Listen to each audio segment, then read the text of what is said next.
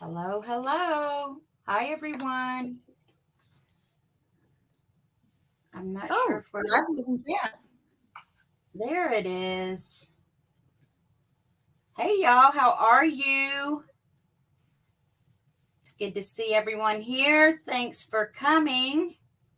Um, right now, it's just Deb and I, and Amanda is having some internet trouble, so we're hoping that she'll pop in soon. Um, 1L may be a little delayed, and Laurel had family obligations tonight. So right now it's just Deb and I. Hi, Deb. Hi. Oh my goodness. So Hi, everyone. Amanda's in chat. She says she's still trying to get her computer working. So hopefully Amanda will okay. be here shortly. Yeah. If not, Wow. we'll take it and run with it. That's right. We'll wing it. Yeah. Okay, so we are back after a bit of a pause. Craft Squad on tour. Everyone trying to get kids through the end of the year in school. I just recently came back from Ohio. Spent 1L's birthday with her. I got to meet Marsha, and excellent. I just had a great time, and Marsha's really something else. Really funny, quite a character. So we had a good time. So I've been back for a little bit, but I've also I've got vacation with my husband coming up next week. So I'm not sure if we're alternating every other week through the summer or not. So I might miss y'all next week, but we'll just see how it goes. Hi everyone. Thanks for coming in. Hey Carla, Christina. Marla and Danielle and Veronica and Yes. Hey y'all. Good to see you. Carol. Hello, It's everyone. Welcome. Yeah, it's been a little bit. When I got on tonight first with Debbie, it was like all of a sudden I forgot how to work everything. But once I started, I was good. I think that So, means you're human. Hi, Debbie. hi Oh, Debbie. well, we're gonna play tonight. We're gonna play. Yeah, we're just gonna play. I'm not sure if I know I don't have hey Kim, I don't have a specific plan. I've just got some stuff out to play, and I think Debbie's got maybe a little bit of an idea, but I think she's just gonna play. But first, we're going to take a few minutes, and I'm going to head over to Debbie. Going to put her up on solo, Hey, and Lori. she's going to. Hey, Lori B. She's going to show us Tracy's new kit, Tracy Fox. So take it So away, Deb. yeah, I think we kind of started a tradition. If Tracy has a kit that just recently came out, which usually does, I think, when we do a Craft Squad Quad on tour, we'll take just a minute to flip through it. And this one is a doozy. It's 30 some odd pages, so it's got a lot in it, and it's beautiful bees. And I'll just flip through real quick and just show you. These are the journal pages. There's a few of them in here. Gorgeous, pretty stuff. Wow. Pretty stuff. The color, I'm not a yellow person, but I like this deeper, darker yellow. And I love the way she incorporated the blue throughout into it as well. Pretty kit. Lots of options here. Yeah. Oh, yeah. And Lori B is doing a bee journal right now, aren't you? I just saw that. That's right. So Tracy's there. Thanks, Michelle. Just put Tracy's Etsy shop there. And then this is a pocket. This folds up, and your pocket part is right here. So that's a pocket. Interesting. Cool. There's another one, just like it, with some little jar. Those are little mason jars. Darling bees, not pretty, beautiful bees. It's called darling bees. With some little labels. There's another pocket. Oh, there's lots of ephemera in this one. Cool. Yeah, this is a huge kit. I think it's 32 pages.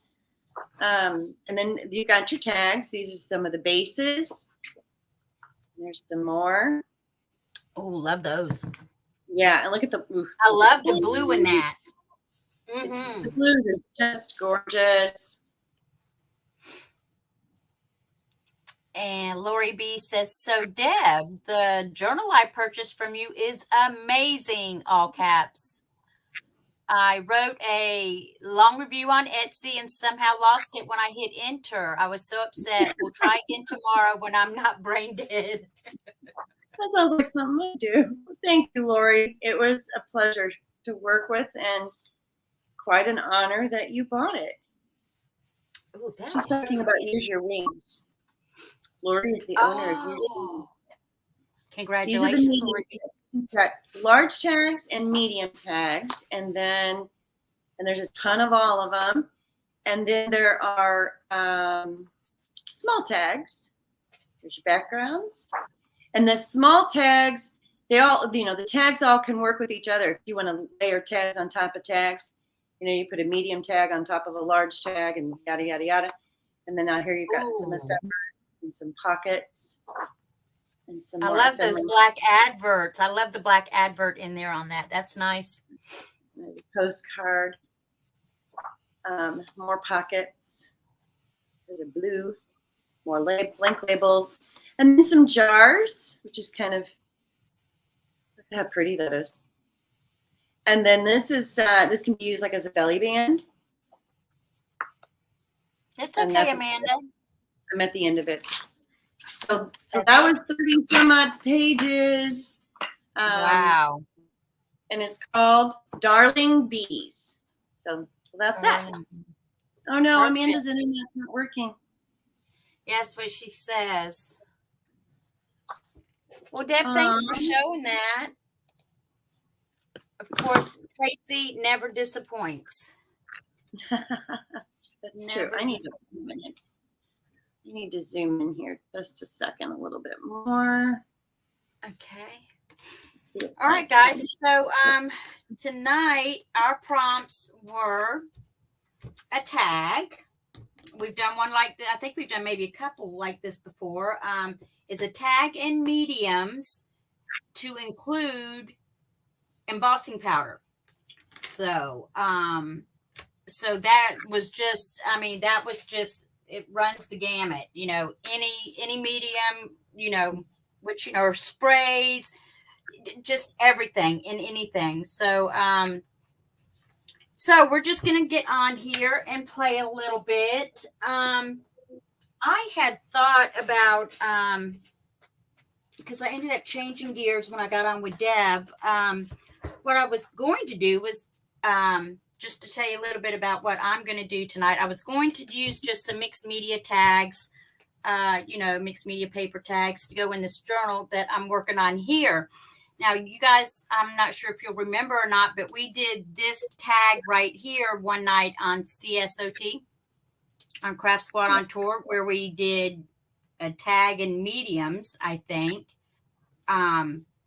So I just attached it to, another book board and then put it yet on a journal cover.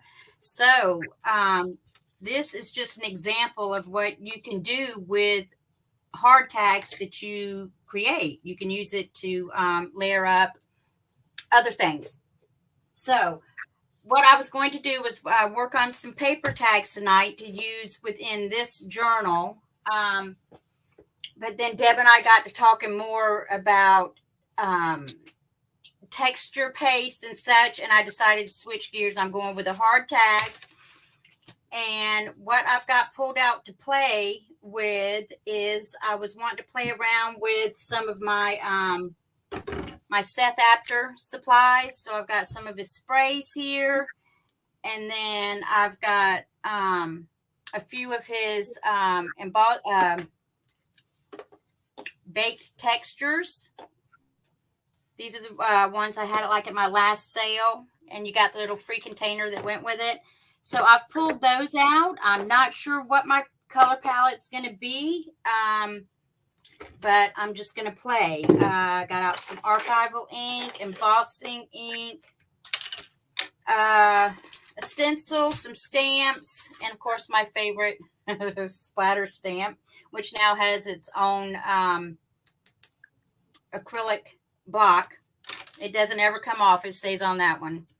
And so yeah, we're just gonna play. That's what I've got out to play with, and we're just gonna do it and see where it leads us. I've also I pulled out some gesso, some clear and some white, but I went with the white. And then I was also wanting to play with some of this paper texture paste by Finnabar. So I pulled that out too. So I may just make like a little buffet of things. I don't know. We'll just see where it leads. So Deb, what are you working on? I'm going to take it over to you. All right. Well, one of the reasons I wanted to show you the Darling Bees kit from Tracy is because I'm actually going to put together a little journal where I use that kit. And so I'm going to put a tag together that goes with it. This is a chipboard piece. This is half of a chipboard piece. It was bigger. That is honeycomb. And when you receive this, you get all of these little pieces inside, right? And so I've popped them all out. And what I'm going to do is and I did go ahead and put some white gesso on some of them. I'm going to use these little pieces here with some embossing. I'm going to use the Distress Embossing Glaze Fossilized Amber. So it's this very, golden yellow color. And I've got one. See what it looks like. And I'm going to kind of make them dirty. Actually, here's two. I did two of them as a test. So that one, so you can see that's got a little bit of color around the edge. And I'm going to make them dirty. And then I'm going to arrange them sporadically on top of the tag. The tag in the background, I've got some paper texture paste, just sort of smoothed on with a palette knife. And I did this last night so it would dry. And then a little bit of crackle paste, the Ice Ink texture, crackle texture. Oops, is that focusing? Fun. Seth After. And I got a little bit of that in just a couple spots. And I'm going to color. I'm going to try to put a tiny bit of blue back here, but get into a little bit of a darker brown so that these pop off of that brown to get that contrast. And then, I have a couple of bee charms. One is, goldish. One's got some patina green sort of coloring to it. I'll probably use one of those, whichever one looks better, somewhere on the tag to go along with all the little honeycomb pieces. Oh, that'll be sweet. It'll be flying around. So, hi, Tina. And anybody else? Did I get everybody? I think we did. Hi, Tina. And Debbie Vasey said, just bought the kit and she loves it. Oh, good, Debbie. You'll have fun with it. Yeah. To play with. So right now I'm going to use a variety of colors. So far I just sprinkled on some infusions in Slay Blue. Infusions is a powder, but it is infused with walnut ink. And so you get these brown undertones with it. I'm going to go ahead and sprinkle in those same spots one more time.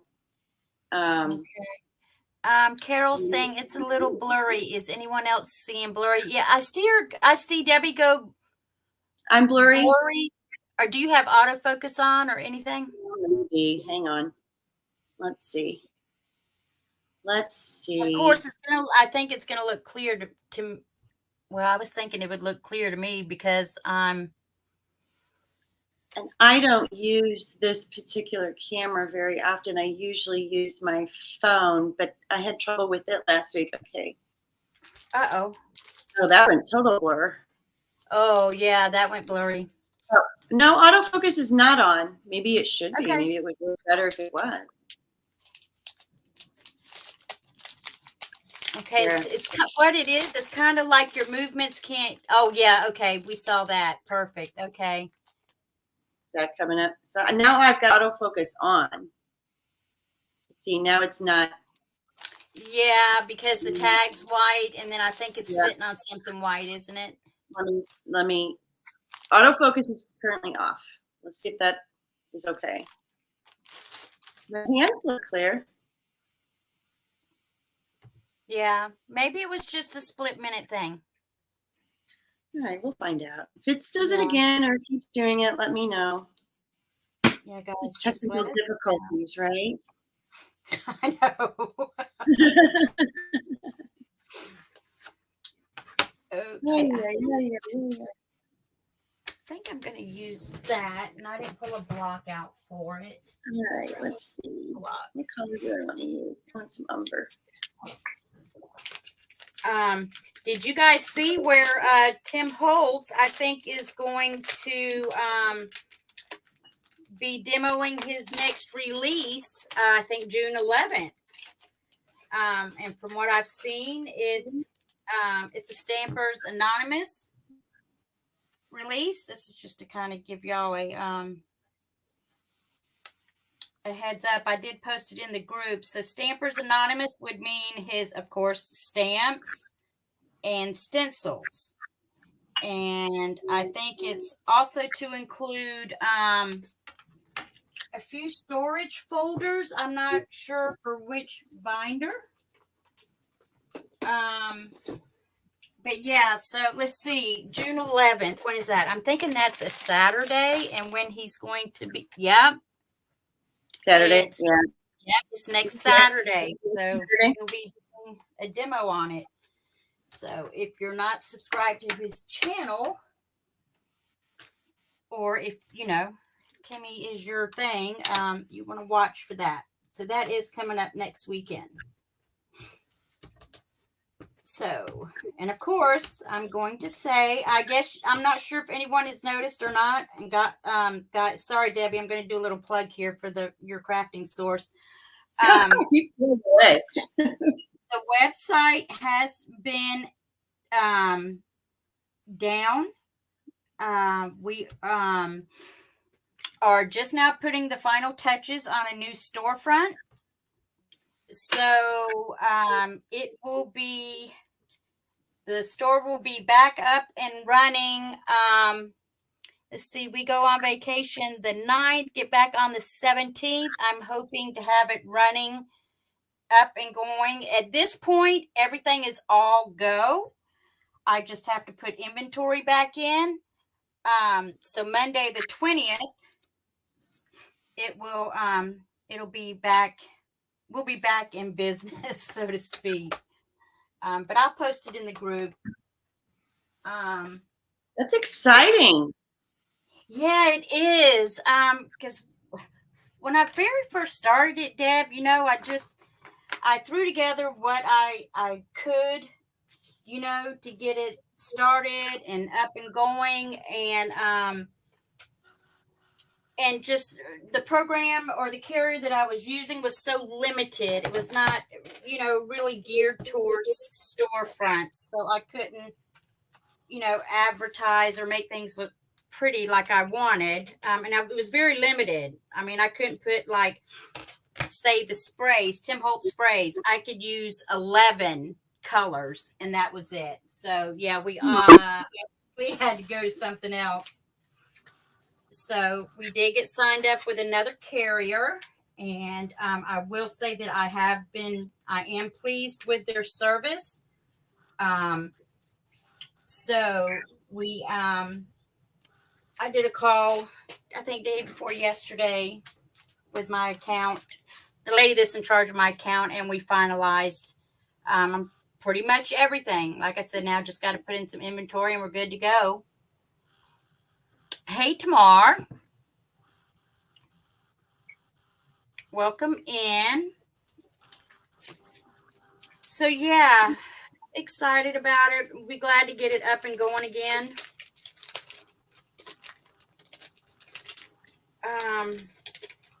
And I remember in a conversation with Johnny, I was telling Johnny that I was thinking of doing a website, and she says, "Girl, a website is a full-time job," and she was not lying. She wasn't joking. No joke. It is. All right. So I just stamped that with this stamp is a Tim Holtz stamp, and it's the faded type stamp kit. Oh, I love that stamp. Yeah, I just want to put something in the background. I'm not sure how much of it will show up after I get through putting stuff on. But I have learned recently that it does not matter if it's covered up. As long as you get a little piece of it, everything will be okay. And it's nice to have a little something in the background. Well, that's the thing with layers. Even if you cover up a layer, which you're more like you're very likely to do when you're doing these types of projects, the subtle hint of that layer is still there. And you can usually still see it a little tiny bit. But if you can't, that's okay too. That just means it wasn't meant to be. You know, you go ahead and you put it down and don't get married to it, so that if you end up covering it up, it's not the end of the world. Carol says, it's looking better now and loving that tag already. I know, look how far ahead of me Debbie is. Oh, wait, though. If I'm going to put those little hexagons on here, that's going to take forever. Take a little Just bit. want to get a base color, something sort of in that brown world. I do want to get a little tiny bit of blue on here, and I want to get some of that yellow on here. I'm using right now ochre. I'm using liquid acrylic from Prima Marketing from Finnabar. Ochre, which has got that's that darker brown, and I'm going to use some true yellow. I've already did use a little bit of true yellow also. So I'm just playing with some. How do you like the true yellow, Debbie? I was quite pleased with the color. When I saw it, I was like, oh, true yellow. But when I saw her use it, I loved it. What do you think about it? I am not a yellow person. I don't like yellow, which is really kind of funny when I say I'm going to do this bee kit. But anyway, but it is a very pleasing yellow. Yes. It's not obnoxious at all. It is a pretty yellow as far as yellow. And I'm darkening it up a little bit with some browns. Yeah, I was quite surprised when she used it. It's one of those colors where you need it in your arsenal. You know, it's the last color I add to a color palette. Right. But you do find yourself reaching for it and using it.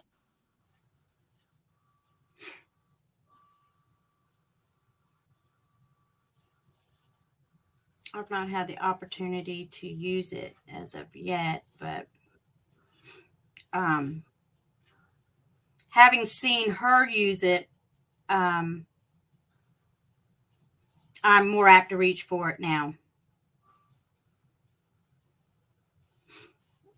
Now I'm just spreading on a little of the Finnabar paper texture paste. I'm going to put some Starburst spray on here too from Lindy's in Toadstool Taupe. Michelle, this is one of the colors that I got from you. Oh, yeah. Wow, this paper texture paste, I was surprised it's not a little thicker, but I think it's supposed to be a totally different consistency. Right. It's not a paste like it's not like a crackle paste. It is a different kind of paste. It is a thinner consistency. But if you're thinking, when you think in terms of you're putting it down as your base, and you're going to put stuff, very likely you're going to put stuff on top of it. Right. It's great. Yeah, I watched Amanda play with it one day over on 1L's channel. And, oh, no. We were on a CSOT one night. Craft Squad on tour one night. Remember, she showed it to us? Oh, yeah. Yeah. And I was like, ooh, I got to have some of that. And then I saw her she did do a demo one day over on 1L's when she was doing an unboxing. Yes. Your Crafting Source unboxing, and loved it. So I decided tonight I pulled out stuff that I've not played with, used, or tried, and I made the decision maybe about a month, maybe 2 months ago that I made the decision that I'm just going to open the box, and try it. Even if it doesn't make a project or make it to a project, I'm going to open the box and try it. I don't like how that's kind of making That's what you should do. Just play, have fun, and play. Because otherwise, you're not going to know what it does. Right, and you so many of these products, there's not a right or wrong way. There's a way that like the manufacturer, like Finnabar or whatever, Tim, there's a way that they like using it, but that doesn't mean it's the only way to use the product or the only way that you should use the product. And so you got to get out and play so that you know. Right. Debbie was asking me, okay, my autofocus is on. Debbie's asking what I'm using, and I'm thinking she's talking about the Finnabar paper texture paste. I'm trying to see if it'll focus. Yeah. That's it. It's a fun project. Okay.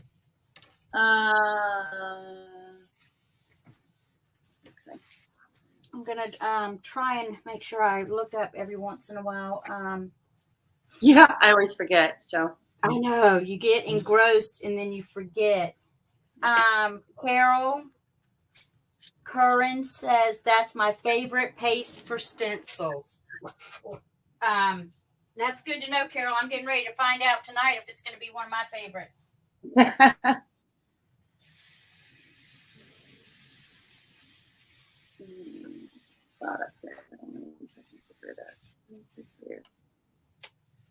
Okay, I'm about done playing, or I'm about ready to stop playing with the background. I think it's pretty close to what I want it to be. Oh, wow. Hold on. Let me put it on you and we can put it up there. Let me dry it first. Hang on just a second. And I'll dry this and I'll hold it up close to the camera and hopefully you can see the textures and the colors. I do want to get a little bit more blue in here, but I may do wax. I may get some blue wax on it. Some blue wax. Oh, that would look good. Yeah, that might be. Oh, that's looking really grungy. I like that. It's really, really. That looks nice. Now, what color did I want to play with?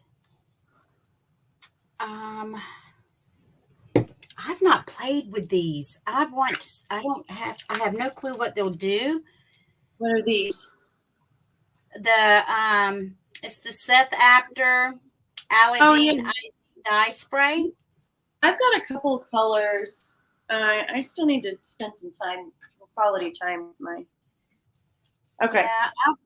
All right. Let's put it on Deb and see what she's got going, her background. Here we go. It's just a swirly mess. Look at that. I started on the very, very back, which is pretty much kind of covered up. I started with that texture paste. So there is but I put a really thin layer. So there is, here you can see some more of that texture paste. And I did not go all the way to the edge.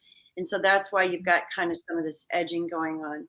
Then right here, and right up here is some crackle paste. But I put it on and then I kind of tapped it with my finger while it was wet. And so it's really more just, I think I sort of stopped it from cracking, which is fine.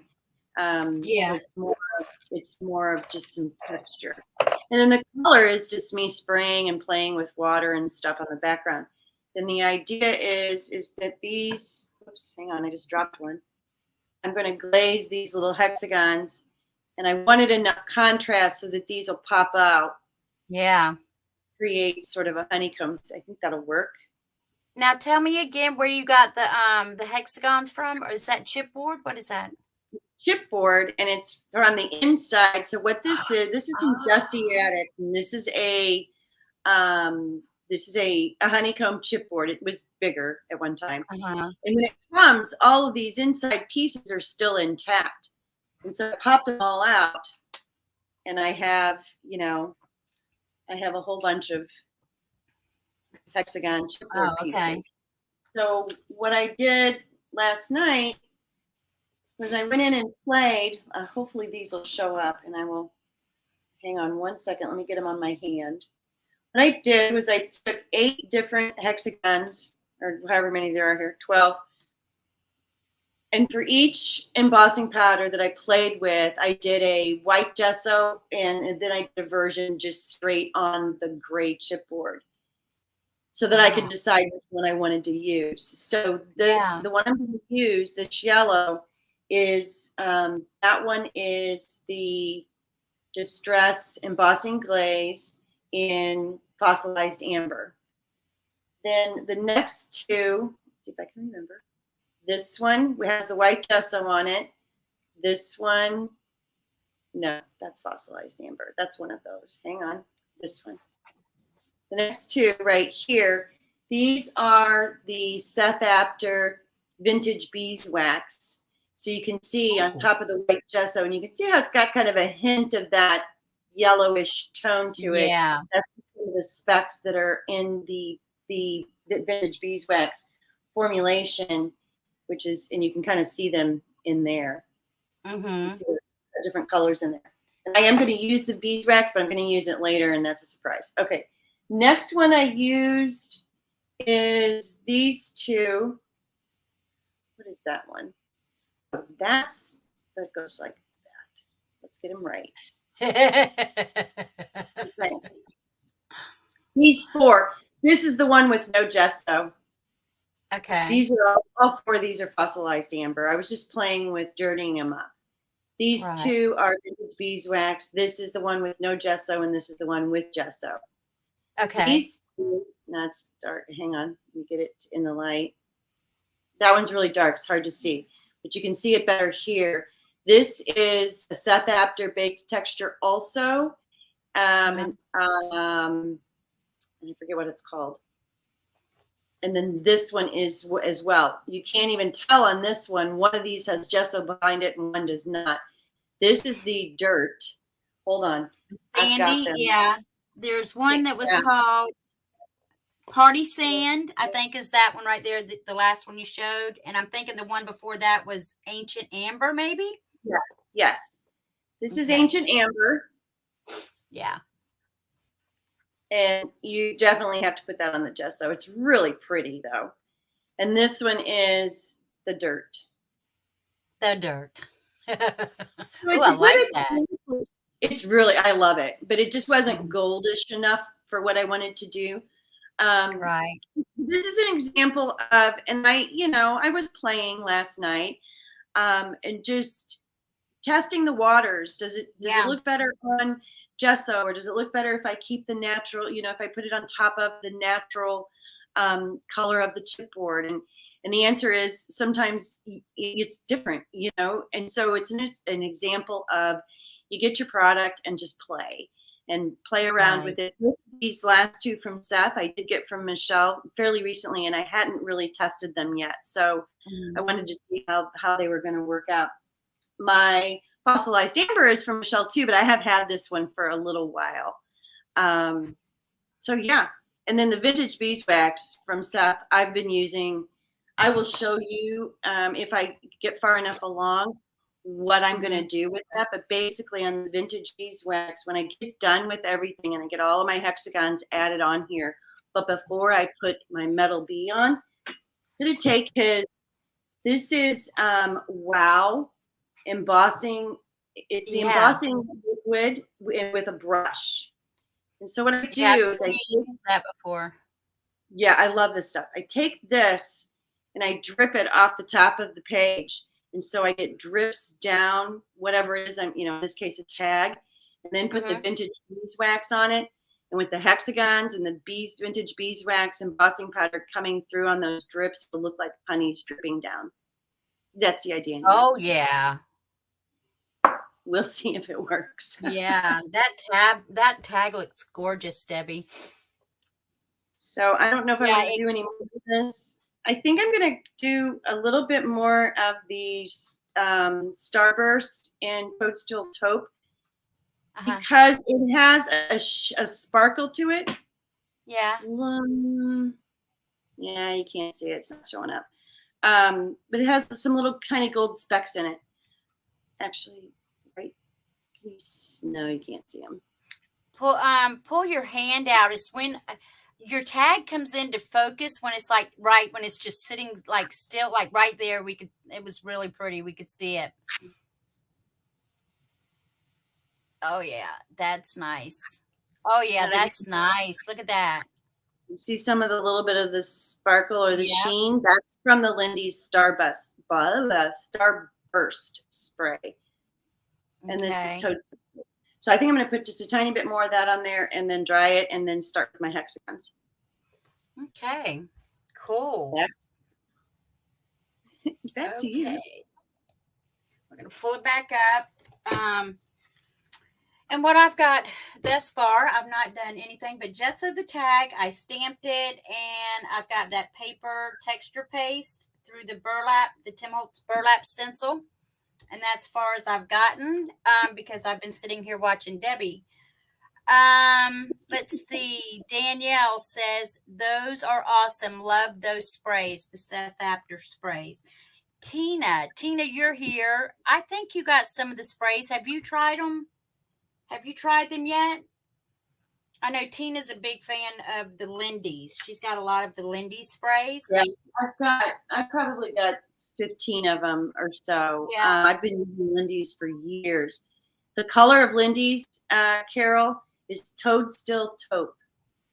Toadstool Taupe. Yeah, Toadstool. Part of the Starburst Sprays line. It's a really pretty, it's a nice, pretty color. And this embossing stuff you can get from, Michelle, is this something that you can get? I don't know. I've not thought about it. I can definitely check. It's made by Wow. Yeah, Seth Apter sells it on his website. And it says, Wow, mixed media embossing brush inspired by Seth Apter. Oh my goodness, I sure can. Look at that. I didn't even know. Okay, I'm putting a few of those in the cart right now. You can get it, and I'll show you in a few minutes how I like to use it.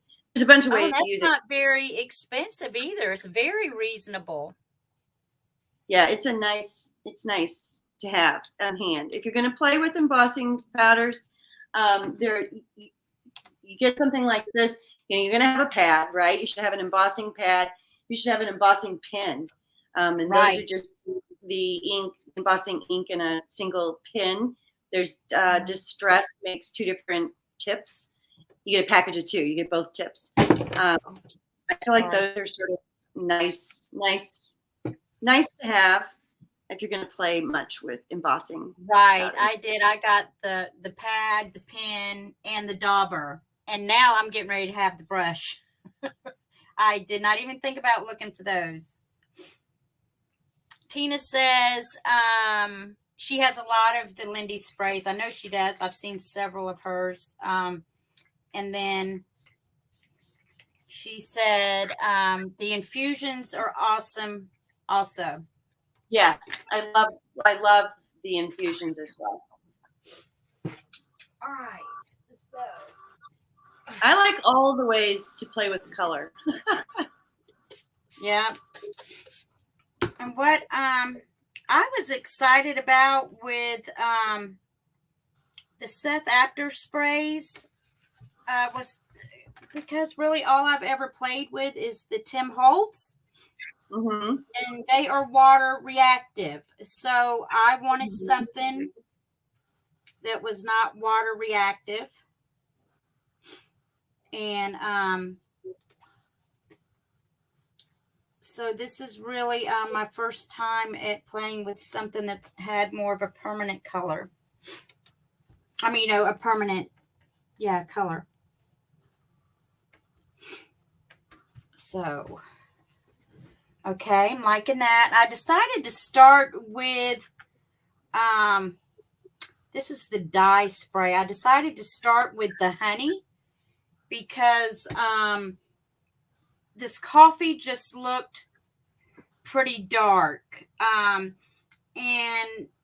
it just came to mind that if I start with a lighter color, then I can add some darker in spots. But if I started with the darker first, I wouldn't be able to lighten it up if I started with too dark without,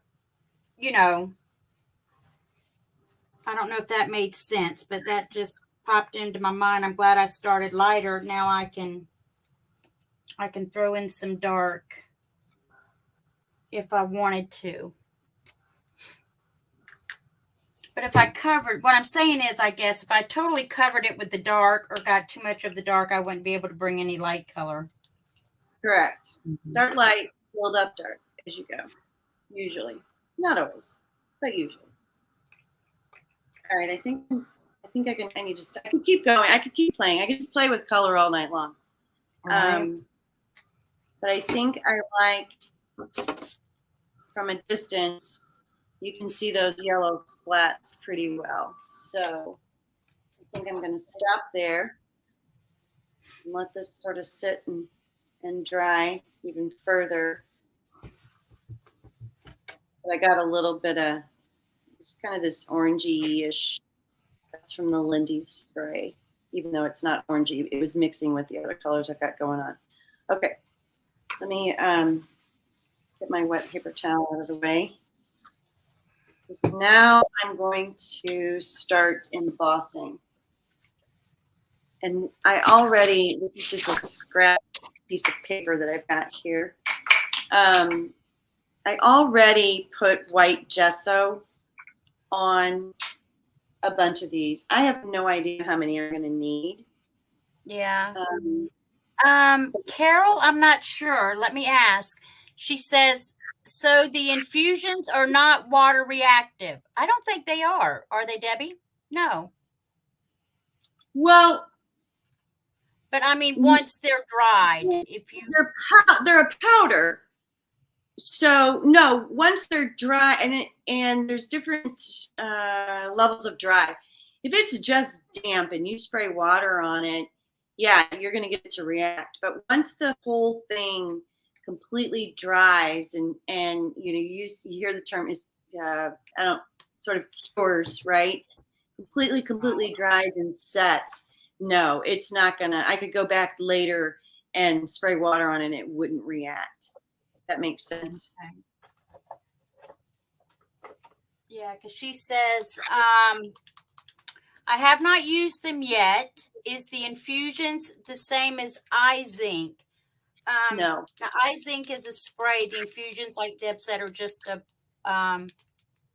And they're different brands. And so the infusions is more similar to Lindy's, Magicals. Lindy's Magicals is what the infusions is most similar to. The difference is Lindy's Magicals have different lines. There's different properties. Some of them have sheen. So some of them are sort of opalescent. Some of them are multicolor mix. It just depends on the line that they come from. But infusions is based with the walnut ink. And so what happens is when you sprinkle it out on your paper, you can see the specks and all the different color specks. Yeah. Let me see if I've got something. Hang on one second. Oh, there's a blank piece of paper here. Now I'm going to try and add some blue. Just because I had the Set After Eye Zinc dye spray out, but it's really a turquoise, and I'm not looking for a turquoise. So I'm going to pass on that, and I pulled out the Finnabar Prussian Blue, my favorite blue, liquid acrylic.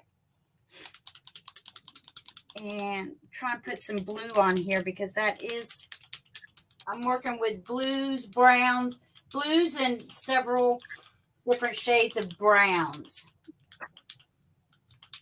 The whole spectrum of browns from light to dark. And I'm pretty sure because we used it that night. Or was it on the other tag?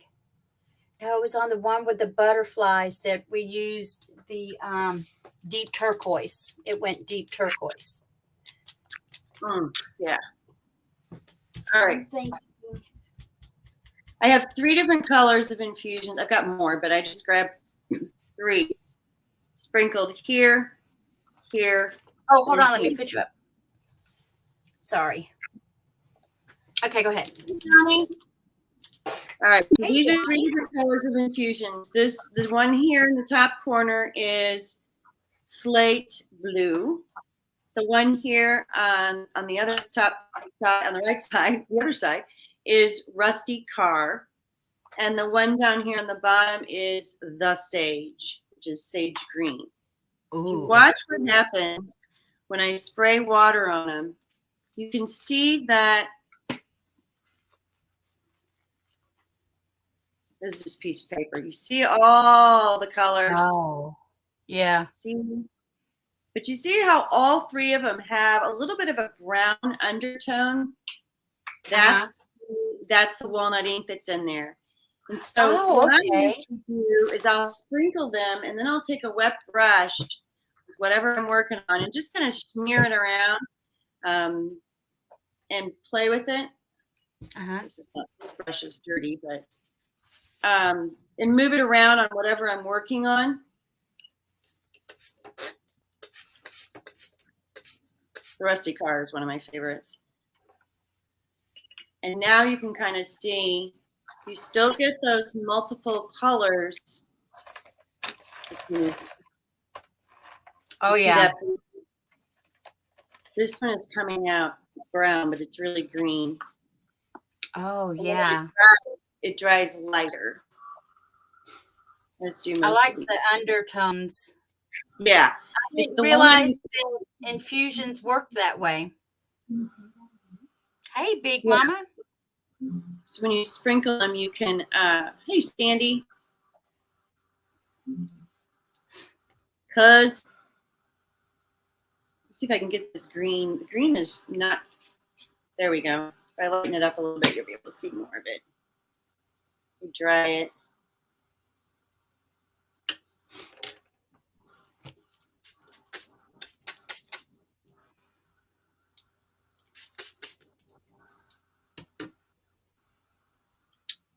It's not completely dry, but I think you can kind of get the idea now. There's the green down there at the bottom. Oh, yeah. There's the blue. And there's the rust. So those are just 3. So do all the infusions have the walnut undertones, or is it just that one color? Nope, they all do. They all do. Okay. The whole line is made that way. Okay, that's good to know. I didn't realize that. I'm gonna I want my edges a little dark on my little honeycomb pieces, so I'm gonna spend just hopefully this won't take all night. I'm going to put just a little bit of walnut stain archival ink on these. You could, once you put the embossing powder on and you heat it, if you use just regular distress ink, it will kind of go away. So that's why I'm using archival. Okay. And I know this because I tested it. She just opened the box. Open it. Open the box. Yeah. Yeah, Carol, when those infusions are wet, they look kind of like just a brown blob, but once they dry, they really dry pretty. See the color. And when I'm playing with them, I usually am playing with no less than, I should say, 2 at a time, and just keep layering it and playing with it, because every time you put those sprinkles down, you're going to get a slightly different result. And so I just keep going until I'm happy with where I've landed. That's the cool thing about layers.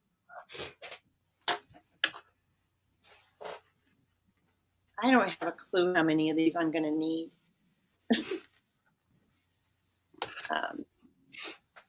And this just reminded me when I saw Johnny. Johnny has so graciously offered to coordinate a hop in trying to help me get to 1,000 subscribers.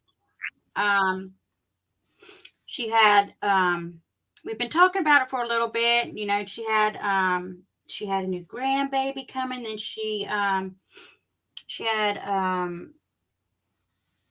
a couple of well, I mean, you've said it on your channel, so I think it's okay for me to say she ended up having to have a procedure on her back. So there were, you know, just a few things that she had to get underway, and now I'm going on vacation.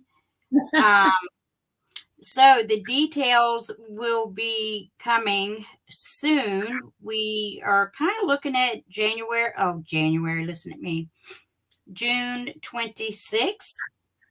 So if you guys are interested in participating in the hop, reach out to Johnny or me. And guys, another way to think about it is it's also a good opportunity for you to get some subbies over on your channel, you know, by joining in the hop, because we're going to follow several channels. I'm not sure, Deb, I know you expressed an interest. I'm not sure if you committed or not. I know you said you might be interested. I'm definitely interested. I haven't talked to Johnny yet, but I'm definitely interested. Yeah. And I know Tina T said she was interested. I talked with her recently. 1L is going to do a hop. What? Sandy said she'd break something. Oh, if she tried to hop. So I've never done one before. So I mean, I've seen a couple, but I've never done one. Very, very fun. So I think it's going to be interesting, and I have no idea where I'm going with this tag. I think I'm getting ready to start making mud if I'm not careful. I think you're making beauty. That's really pretty. Hold it up and show it to us. So I think that's the blue I'm looking for. I feel like it's almost too symmetrical though. Mess it up. Mess it up. I would love to mess it up. I'm just not sure I know how. So Johnny says, should be easy, Michelle. I think we just tell people where to go. Yeah. And I think we pick a theme, Johnny, so that everyone kind of some hops do, some hops don't. Same page, or we just do a craft? Because I think Mary Atelier, she normally has a theme when she does her hops. So I'm not sure how that works. But okay, I'm going to try and dry this and go here. Thanks, Tina. But yeah, if you guys are interested, just email me or Johnny. I'm not sure what we're making, Tina. We'll find out. Johnny, do you think we need a theme, or should we just I don't know.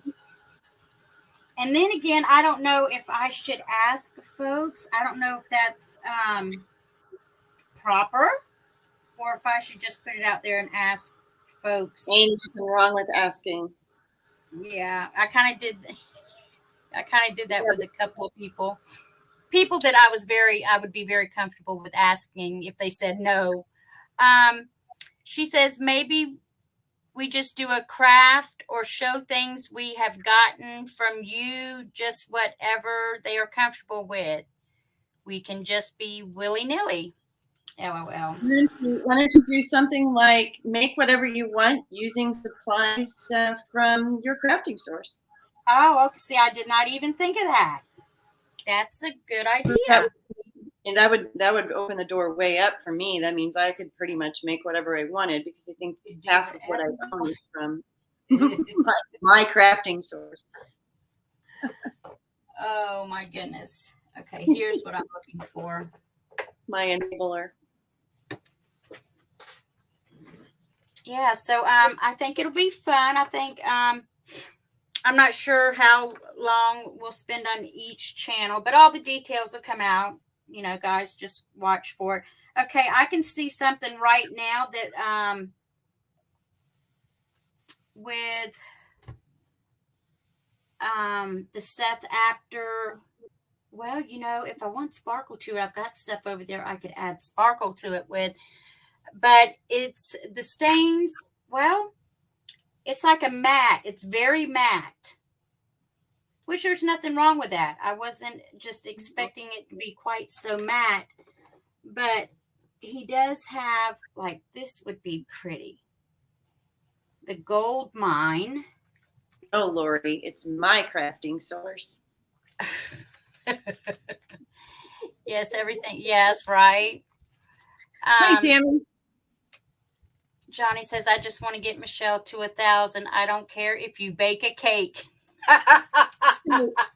While you're here, if you are not currently subscribed to Michelle, go ahead and click that little button while you're here.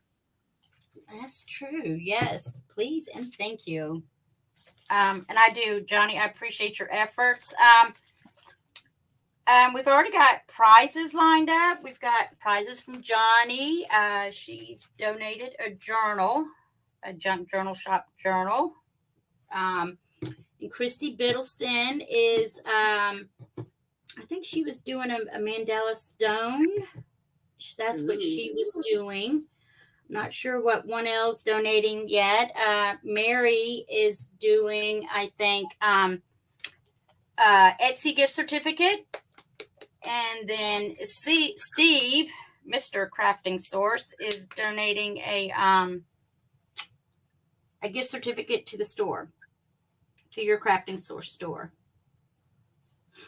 So, share it out. Random prizes from people who comment on channels on the Hop. Is that how you'll do it, or how, do you know? I'm not sure. I don't know if those are going to be the grand prizes, or if those are going to be prizes on the channels as we go to the channels. I guess we still have that to work out.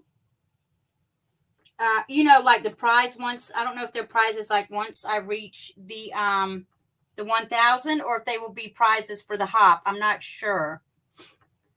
But yeah, Johnny and I definitely need to get together and do some chatting. I've just been preoccupied with, you know, vacation plans. Yeah. I feel like that's kind of enough. I don't know. Well, there's only a few left. Let me see. Kind of already. Oh, that you've got browned up. Yeah, I'm bored with this. Yeah, Johnny says, Michelle and I really need to talk. Johnny, I promise I will reach out to you before I leave on the, when am I leaving? On the 9th. I will reach out to you before I go. And just kind of, and I appreciate your efforts in that. That was very sweet of you to offer to do that.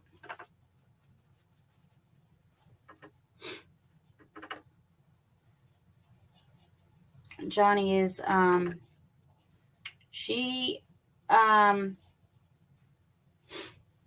my experience, you know, there are other folks out there, I'm sure, but Johnny has always offered me advice, or knowledge with regard to the channel or YouTube, or just, you know, just kind of just be a friendly source.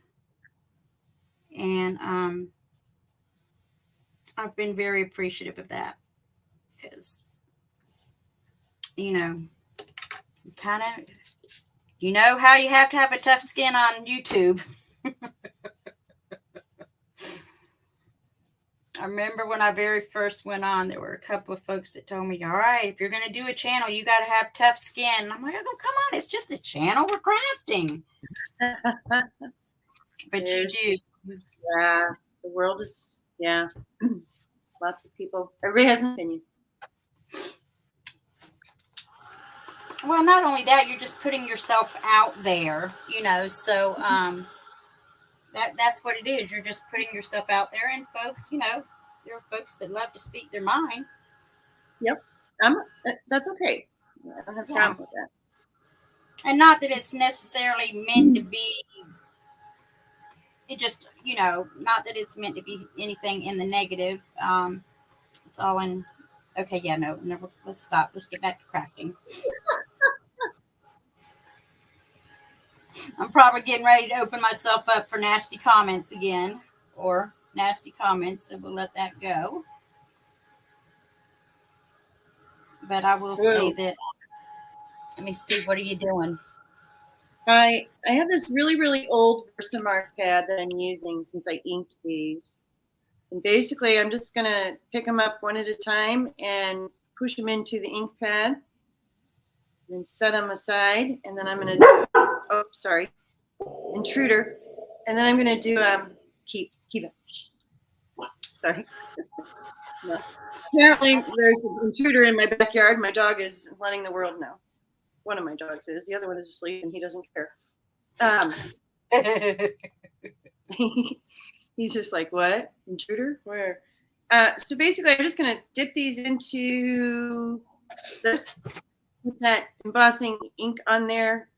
And then I'm going to just sprinkle them and heat them up. And I'm going to mute while I go tell the dog to be quiet. Okay. Yeah, we'll get it done. Johnny's, yeah, she's got family at her house. Yeah, crafting can be dangerous. True story, LOL. Carol says, most tops that I've watched that do prizes have rules. You have to comment on each video and not while it's live, after it's posted. Subscribe to each person's channel and sometimes also their Instagram. Yeah. Yeah. Hey, Minda, I didn't see you come in. When did you pop in? That's one of our Team Blue girls right there. Yeah. Yeah. I said hi to her a few minutes ago, didn't I? Or I meant to. I did in my head. I don't know if I actually said it out loud or not. I might have been on autopilot over here, deep in thought on my tag. But yes, if we missed anyone, welcome in. She says she snuck in. Hee hee. Let's see. Johnny says, oh gosh, we don't need tons of rules and things. We're just working to get Michelle to. Keep it simple. Just subscribe to Michelle. That's your prize. You don't need no stinking prize. Hit the subscribe button and move on. Watch all the channels while you're there. Yeah. But no, I will do a I have no idea what I'm doing here, y'all. I will do a prize myself once I get to 1,000.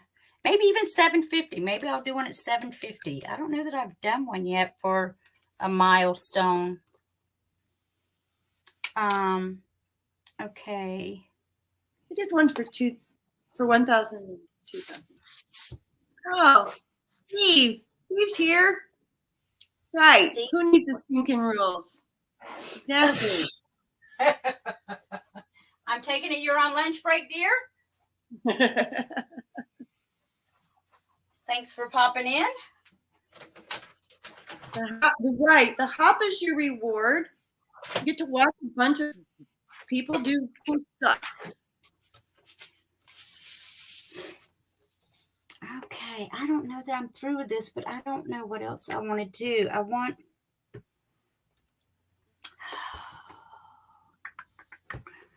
I'm thinking I want to do this toe sunset, but I'm thinking that's going to be kind of really red. So I might just go with chunky rust. How about chunky rust? Because I'm not sure if, but now that ancient amber was pretty dark, wasn't it? Hey, Kathy Berg. It depends on whether or not you're putting it on white gesso or not. Well, I'm putting it already on color. Here it is. It's not going to focus, but here it is on white gesso. Let's see. Kathy Berg. Hey, Kathy, thanks for coming in. She says, Michelle, let me know the details when you have them, and I will let people know on my stream. Perfect, Kathy. Thank you. And no pressure. See, We'd love you like to join. There's just some pretty freaking cool people in this community. Nice people. Just, thank you all. Thank you all for being awesome people. I love that. Tammy says, my hubby sneaks in on my lives too. She loves it. Johnny's in bed hiding from the zoo. Oh, sorry. Okay, yeah, nobody say her name. Lori B says, you call it chunky. I don't know if I want to do chunky rust or the ancient. I'm going to go with the rust. Oops. I just am going to sprinkle the entire jar over all of these little pieces. Oh, that's right. Kathy Berg says, oh, Johnny, Steve is back. And that's right. I was wondering what that was all about that day. And I don't know who was on the channel, but somebody had to explain it to me. Where were we at? We were at a sale or something, maybe? I think Johnny put in. Oh, okay, yeah. She says, yes, my Steve is home from hunting camp. And that dog is wound up. Oh, Kathy, that's sweet. Kathy says, you help me get to 1,000. We'll help you get there. Oh, thank you. We're all in this together.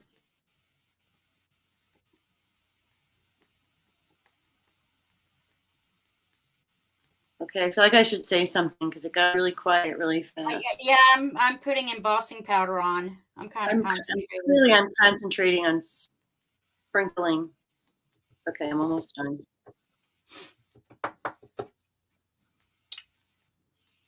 Wow, and I'm glad that yeah.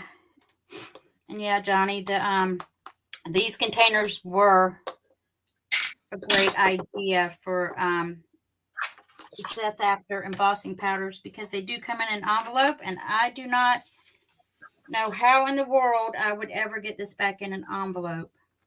It's easier than you think. I had a couple of them.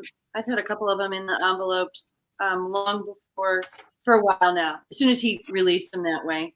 Oh, really? I got used to it. Yeah, my vintage beeswax.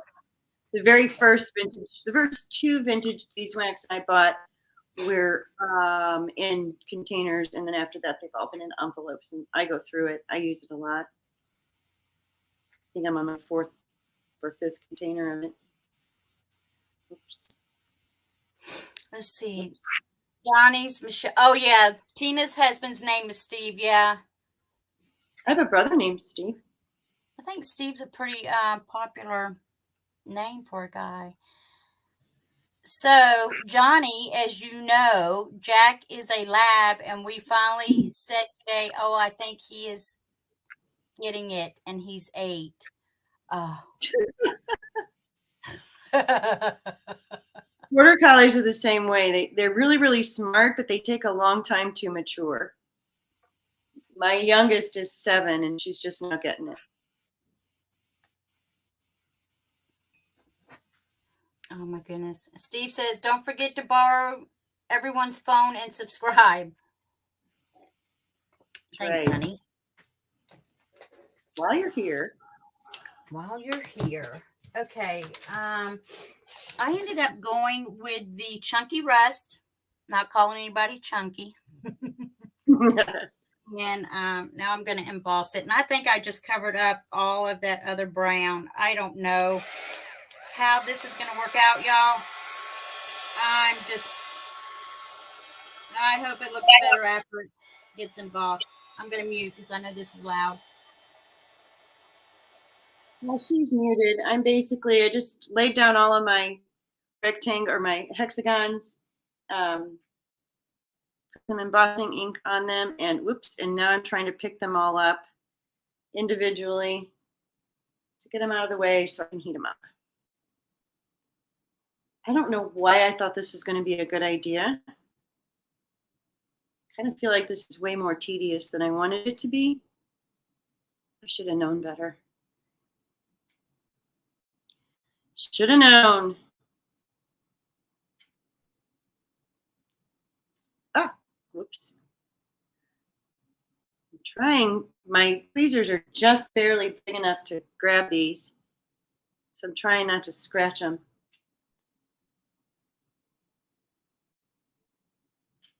Let me have embossing powder everywhere. That's got two on top of each other. I think I got it. That one needs some more on the edge. Okay. One more. All right, forget it. Just pick it up.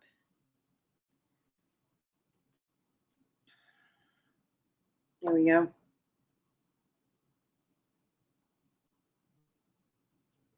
Okay. It is kind of like mini cookies, Tammy. Mini hexagon shaped cookies. All right, I'm going to dump my powder back in.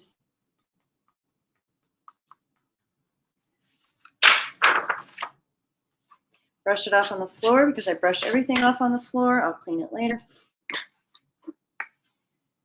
Now, the trick with these, because these are really lightweight, they don't have a whole lot of, that's got a big chunk on it. They don't have a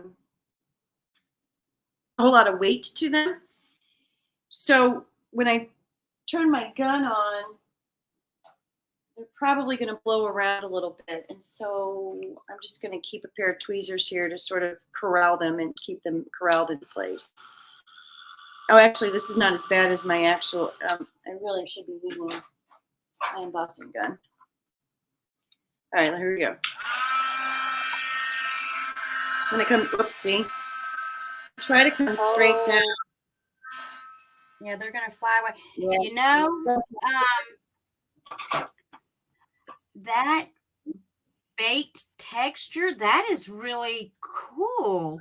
It like bubble the baked textures, embossing baked textures. Yeah, said that. They're all different textures and stuff. Which one are you using? This was the Ancient Amber baked texture. Yeah. They're all, yeah. Ancient Amber is the color. Oh yeah. That's cool. Put yourself big. Oh, hold on. Make yourself big. Okay, hang on. I didn't realize that it gave you that much texture like that. Yeah. And then some of it could be the paper texture paste. Well, they're all going to be a little bit different. Not all of them have the same texture. Not all of the colors are the same. That's kind of what's cool about them. Oh, come on, focus already.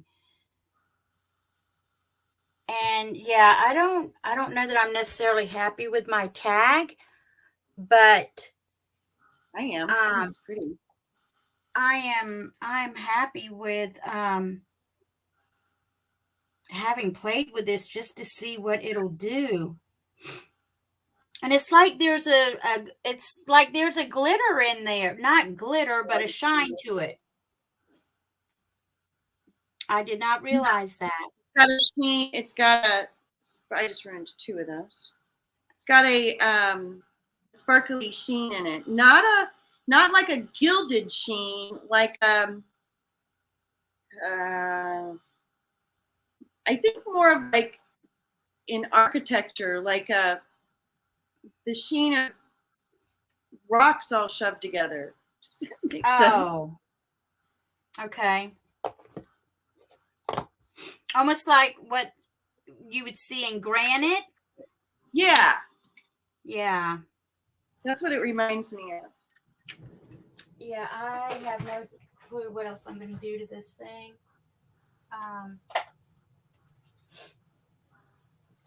If nothing else, I'm glad that I got these sprays out and the big texture. Is this my Stabilo? Yeah.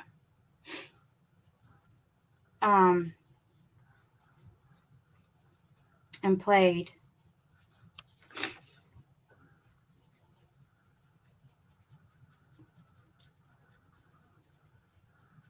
Because at least now I'll know, what they do. And I really like that lettering, how the lettering comes through in the back behind that spray. You too. Excuse me, it's really pretty.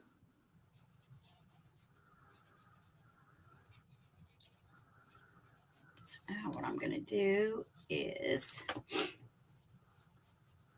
and when I embossed it, it kind of covered up that black that I had in the back. So I don't know if the Stabilo will put any back in on top of that embossing powder. We'll find out.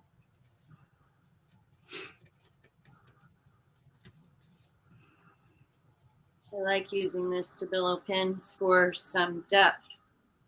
Yeah. Nice. And it's true. They said they'll write on anything, and I think they have. I've been using, I've used mine. I'm not done yet, but I've been using it on the mixed media violin I've been working on. The mixed media what? I'm sorry, you cut out. Violin. The violin that I haven't touched in 3 months. That one. Yeah, I remember that. Oh my gosh, yeah, that was gorgeous. I'm almost done with it. I just got to go back and I thought I was going to be done with it, and then I needed some more depth to it, and so that's what I'm working on now, is going back in and adding some. All right, I think I have baked these enough. And what did you put on them? The Stabilo pencil. No, on your honeycombs. Oh, I thought you were still talking about the violin. Sorry. I'm awake. Yes, I'm awake. These have walnut stain, archival ink around the edges, very lightly done. I didn't go heavy at all. And then the top is distress embossing glaze in fossilized amber. And below that is, I started with a layer of white gesso. So I don't know here. Let's see, it might be better if I put a couple of them in my dirty hand. But you can see that they're not, they're hot. They're not like a solid, I didn't want a solid color. I wanted some variance to them. You see how I'm starting to get that a little bit? The ink helps with that. Yeah. So what will happen is when I lay them all down, that'll give it a little more depth. That makes sense? Yeah, and I think I'm making mud here. So I'm going to let those cool for just a second, and then I can start gluing them. I'm just going to do a random pattern. I'm just going to come in here. I'm going to take a look at any of the ink. There's an ink spot up here that I'm not in love with, so I'm going to cover that. So I'm going to start up here and maybe kind of work my way down. Say nice, Deb. Hey, Shauna, thanks for popping in. Hi, Shauna. Well, thanks, Lori. So I think I'm going to play with laying them down first and seeing what I wanted, how maybe I want them to go, and then I can pick them up and start gluing them. I'll leave a little bit of a gap between them. I'm going to try to. I'm glad you got yours all planned out. It's kind of taking the pressure off me a little bit. I'm doing a little bit of winging it here. You guys see that? Yeah. Okay. Let me see. Here, I'll put it on you a little bit. I'm just dropping them on. They're not straight or anything, but I'm just dropping them on to sort of play with how I might want them. I'll actually get them straight when I put them on. Well, no, I won't. Who am I kidding? They'll be crooked. I will try to get them straight, but they won't be. That's okay. Honeycomb. Honeycombs aren't perfect, are they? Does anybody know? Are they perfect? No. No, I don't know that they're perfect, but I'm thinking they are very Precise. Make them, very organized. When the wrong person is trying to do this. All nice and pretty lined up.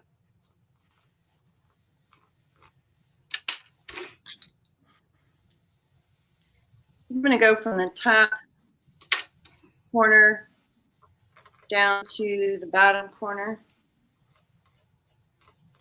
Your composition? Yes. Eye moves from left to right, top to bottom.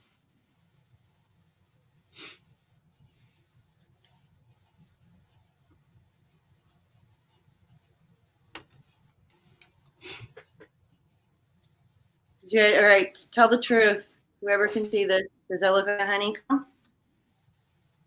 Yes. I don't think that you will get any complaints that does not look like a honeycomb, or I think folks will be able to definitely tell what it is. I won't have to like spell it out. No. Fumble fingers. It looks pretty clear as to what it's going to be. All right, so if Mr. B is on here somewhere. Well, hello, Laurel. How are ya? We missing you. Hey, Rao. Amanda's having internet issues. Michelle's gotten caught up in for lack of a better, an errand that she needed to run. And so it's just Michelle and I. Oops, and I just dropped my bee and wrecked my honey. We're just playing. Just playing. Don't drop your bee on your honeycomb. It will fall apart. Okay. I think I need a few more.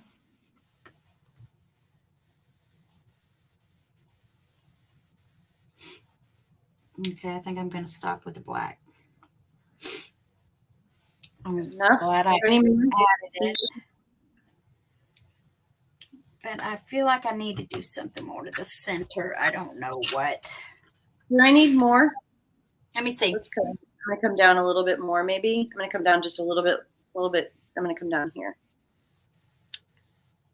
Yeah. Well, Laurel, I channeled my inner Laurel.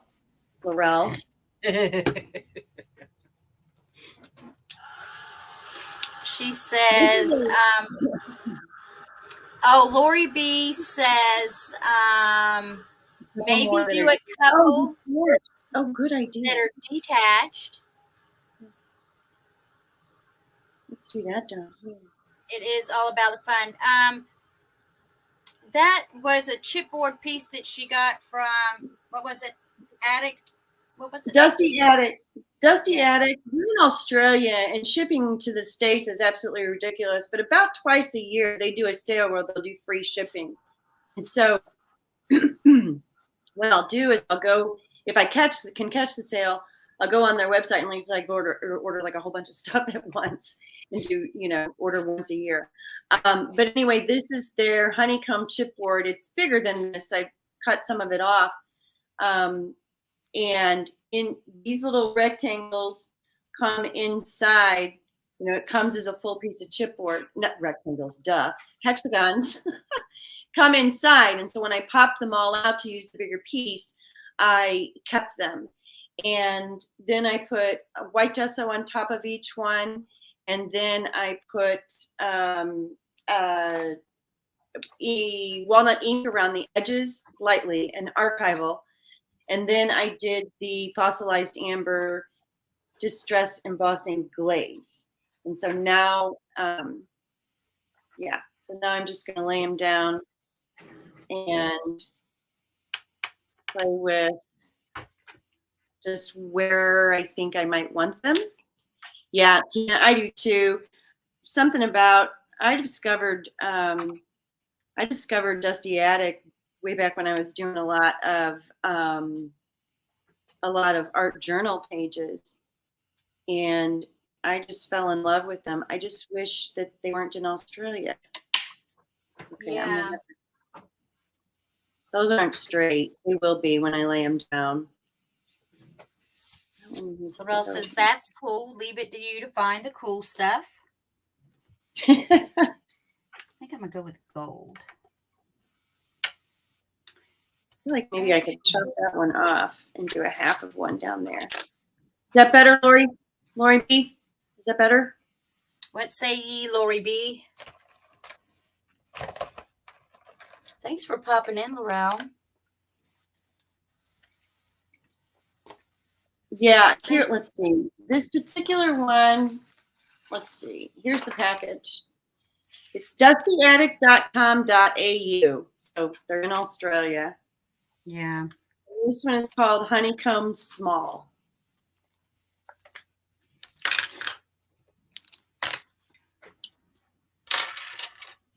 All right. When I dip this in this. Okay. I have Lori B's approval. Thank you. I feel like I can start gluing down now. Me likey.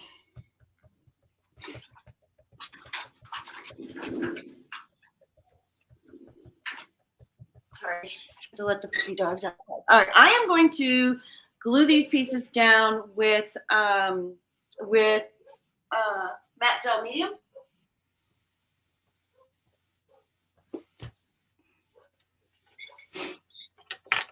I hope this is going to work. We're going to find out. For anybody been playing along with the series that I started on Mixed Media Beginnings, I attempted to tackle the topic of matte gel medium and liquid matte acrylic. Oh, yeah.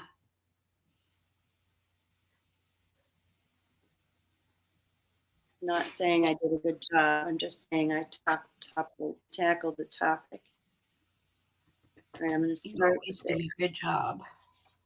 That one is straight. Then theoretically, the rest of them will be easy to get straight too, right? Theoretically, yes, ma'am. Theoretically. Hop on, Laurel. Hop in here and chat. You can't leave them alone too long or they'll get. Yeah, I understand. This past week, I started having to return to the office.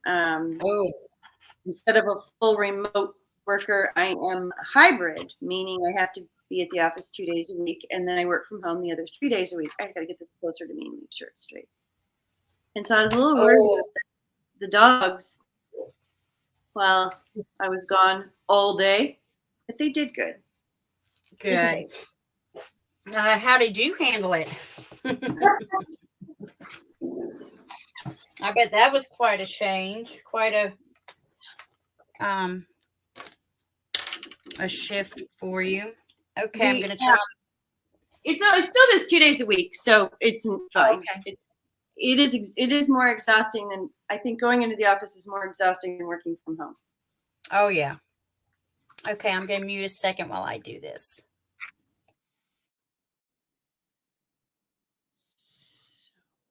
I'm going to pull this down closer to me just a little bit so that I can eyeball it to make sure that I'm getting these on here straight.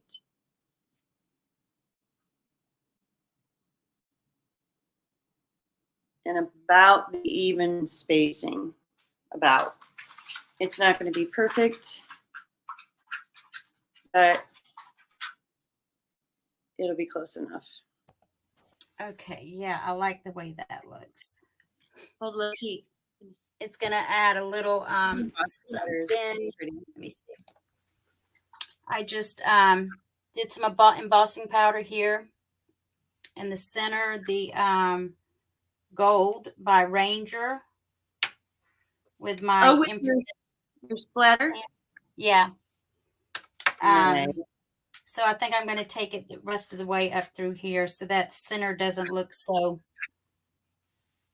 empty. I like that.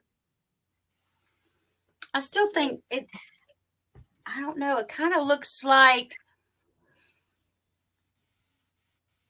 well,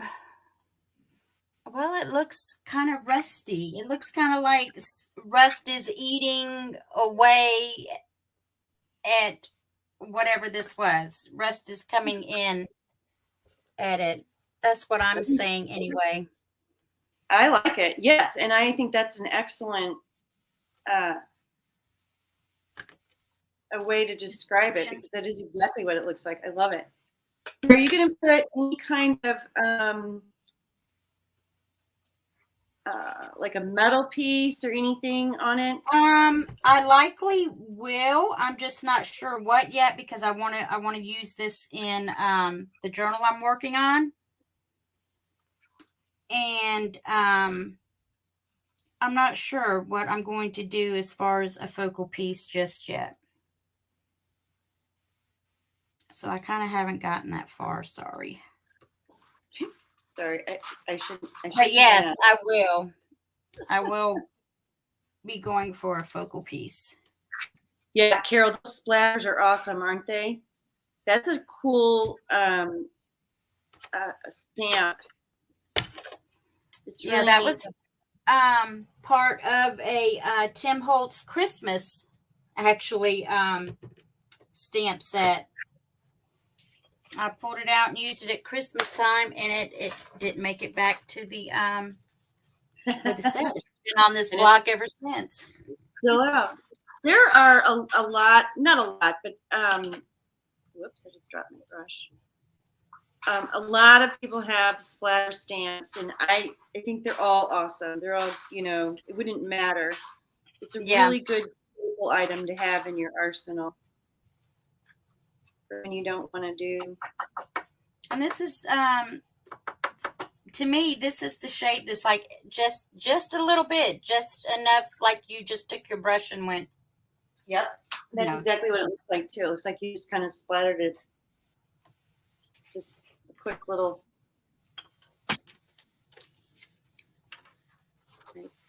This is not straight.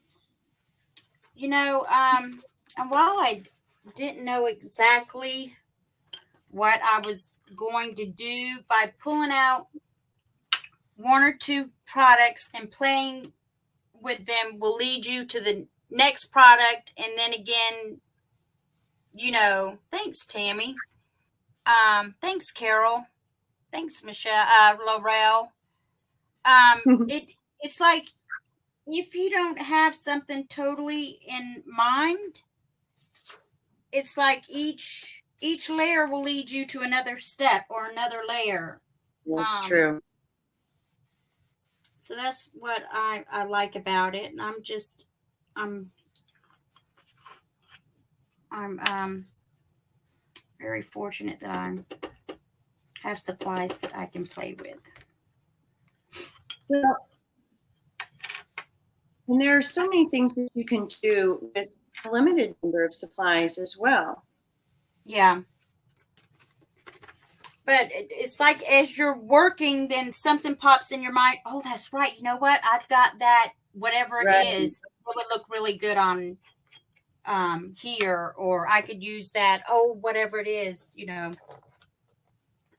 Okay. I've got to mute again. I got to emboss these last few splats. Okay. Leave me holding the bag. All right, I'm reading chat.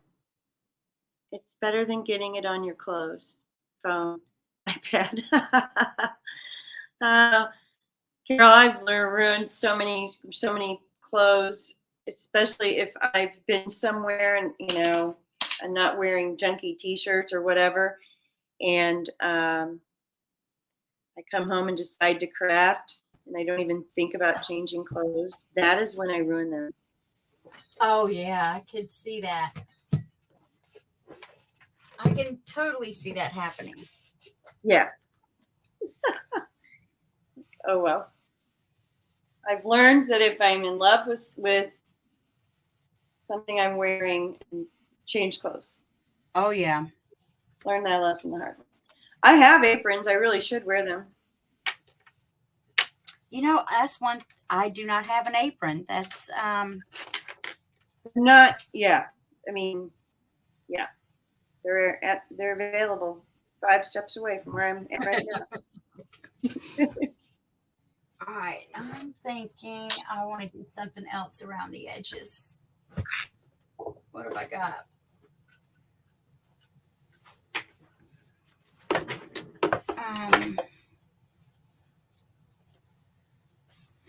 I don't know. Because I don't want to go too sparkly. I was thinking of maybe pulling out a bronzy wax and maybe just going around. I don't know. You know what? I think I'm just going to do it. Do it. Do it. Do it. Bronzy wax. Ooh, that'll be pretty. Just maybe, you know what? I could probably touch the tops of that too with some of that. But will that be too dark? Oh, Lordy. Michelle Diane, stop it. Do something. Stop overthinking it. Just do it. Just pick That's it up exactly and do it. what I'm doing is overthinking. That is so funny. When I was at Michelle's, you know, her mom was there. So it's like every time she said Michelle, we both turned around. And of course, you know, being from the South, I always say ma'am, but we would both turn around and answer. And then she finally just started calling me by my middle name, Diane. It was funny. I don't blame her. She was saying Michelle Diane, and then she just went straight to the Diane. Because I did feel like I was getting chastised with the Michelle Diane. That's right. When you hear your middle name, you know you're in trouble. Do you guys agree? Did you grow up that way? My dad was funny. He would, if we were all getting in trouble, my brothers, I have 2 brothers, Steve and Scott, and if we were all getting in trouble, he'd just call us by our first names. He'd just, Steve, Scott, Dave. Oh, go down the line. Yeah. Right. But if it was a single person, ooh, yeah, I got the whole name. Sometimes the first name, middle name, and last name. Oh yeah, I don't ever recall them. Well, I'm not going to say that because I think it likely happened.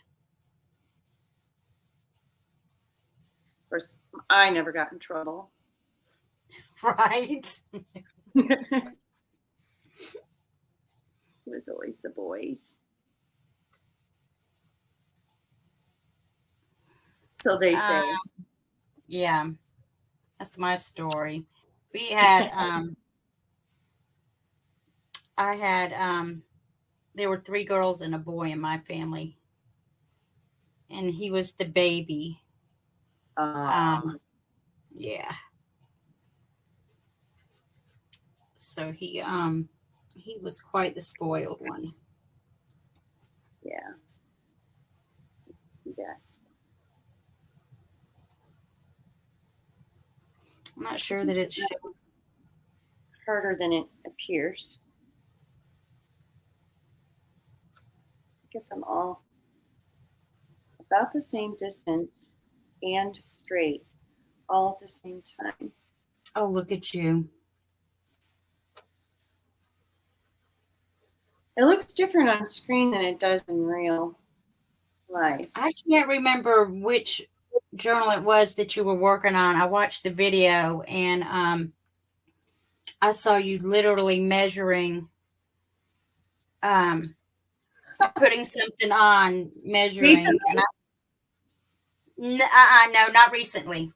Oh, because I was can't going to say, I measured when I was doing Use Your Wings journal on the cover, and I was putting the balsa wood pieces on. I got those measured out so that they were not all messed up. But I did a No, it's not a recent one because I thought, wow, I thought I was the only one that, because you know, 1L gives me such a hard time with that. no, you're not. And I've seen Laurel go pretty tight on stuff too. I don't know if she's still here. Hey, cuz, yes, we missed you. We definitely missed you. Yeah. Yes, ma'am. Welcome back. She does it just to get my goat. She goes, I know 1L's saying, I need measurements. Or 2L's. She said, I know 2L's is sitting there saying, I need measurements. Okay, I think I'm done with that. That's not really showing up on the dark. But now, what did you put on? One of the waxes? The bronze amber. And it's not showing up? On the darker spot here. It did show up around the sides where I wanted it to. Oh, okay. But on this darker stuff up top, you really, I mean, you can see it, the highlight of it hitting the tops, but it doesn't stand out a whole lot. That's not straight. It is giving them just a little bit of glisten. All right, we got quiet. That's Debbie straight. I'm sorry. I'm sitting here trying to make sure these are straight, which is almost impossible. There we go. That's better. Okay, yeah, so I'm going to have to figure out a focal point for this. Oops, sorry. I just knocked some stuff over.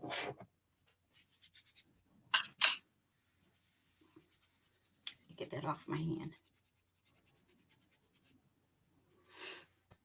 What's everybody working on? Anybody out there? Laurel, we were talking about measuring stuff. Yeah. You know, being, she said she's seen you get pretty down with the measuring. Yeah, what's everybody else working on? Anything?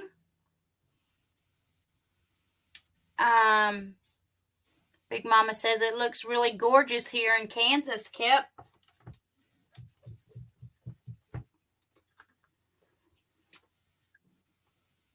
Okay, yeah, I think as soon as I put a focal point on that, it'll kind of pull these two together a little bit.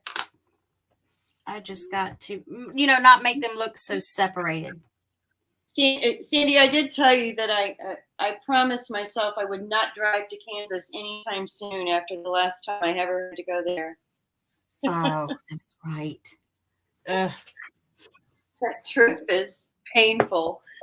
For those of you who don't know what I'm talking about, my in-laws lived in southeast Kansas in a little tiny town called Pickaway, and Minnie does not live very far from there. About a 5.5-hour drive from me, and actually usually more like 6. My driving limit is about 3 hours. Oh, yeah. Mine too. 4 hours is the max, and I start getting I start getting pretty antsy.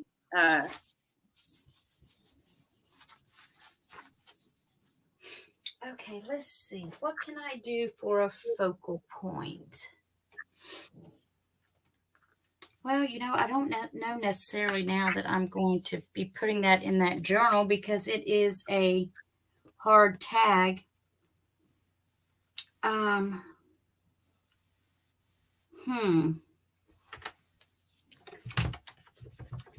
let me think. What's coming to mind? Actually, I'm thinking maybe a couple of things.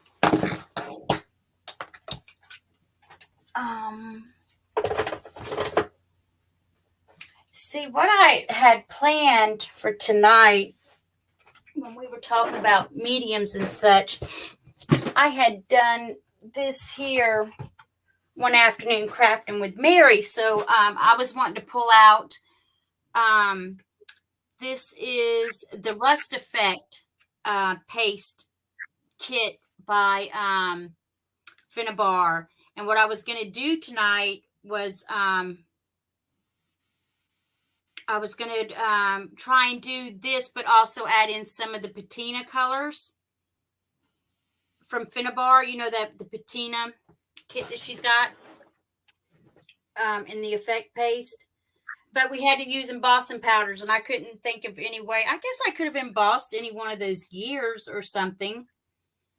But then also that took me more than 2 hours to do. So that would have been quite a project to start. Carol's working on 5 baby scrapbooks. Aw.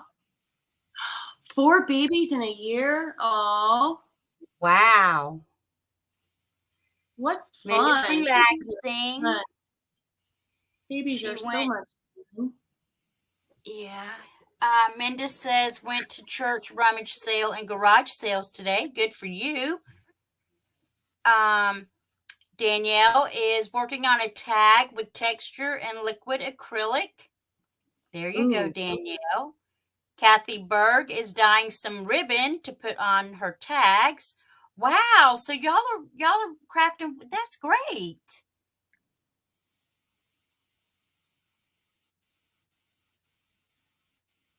And Big Mama saying, look at you name dropping.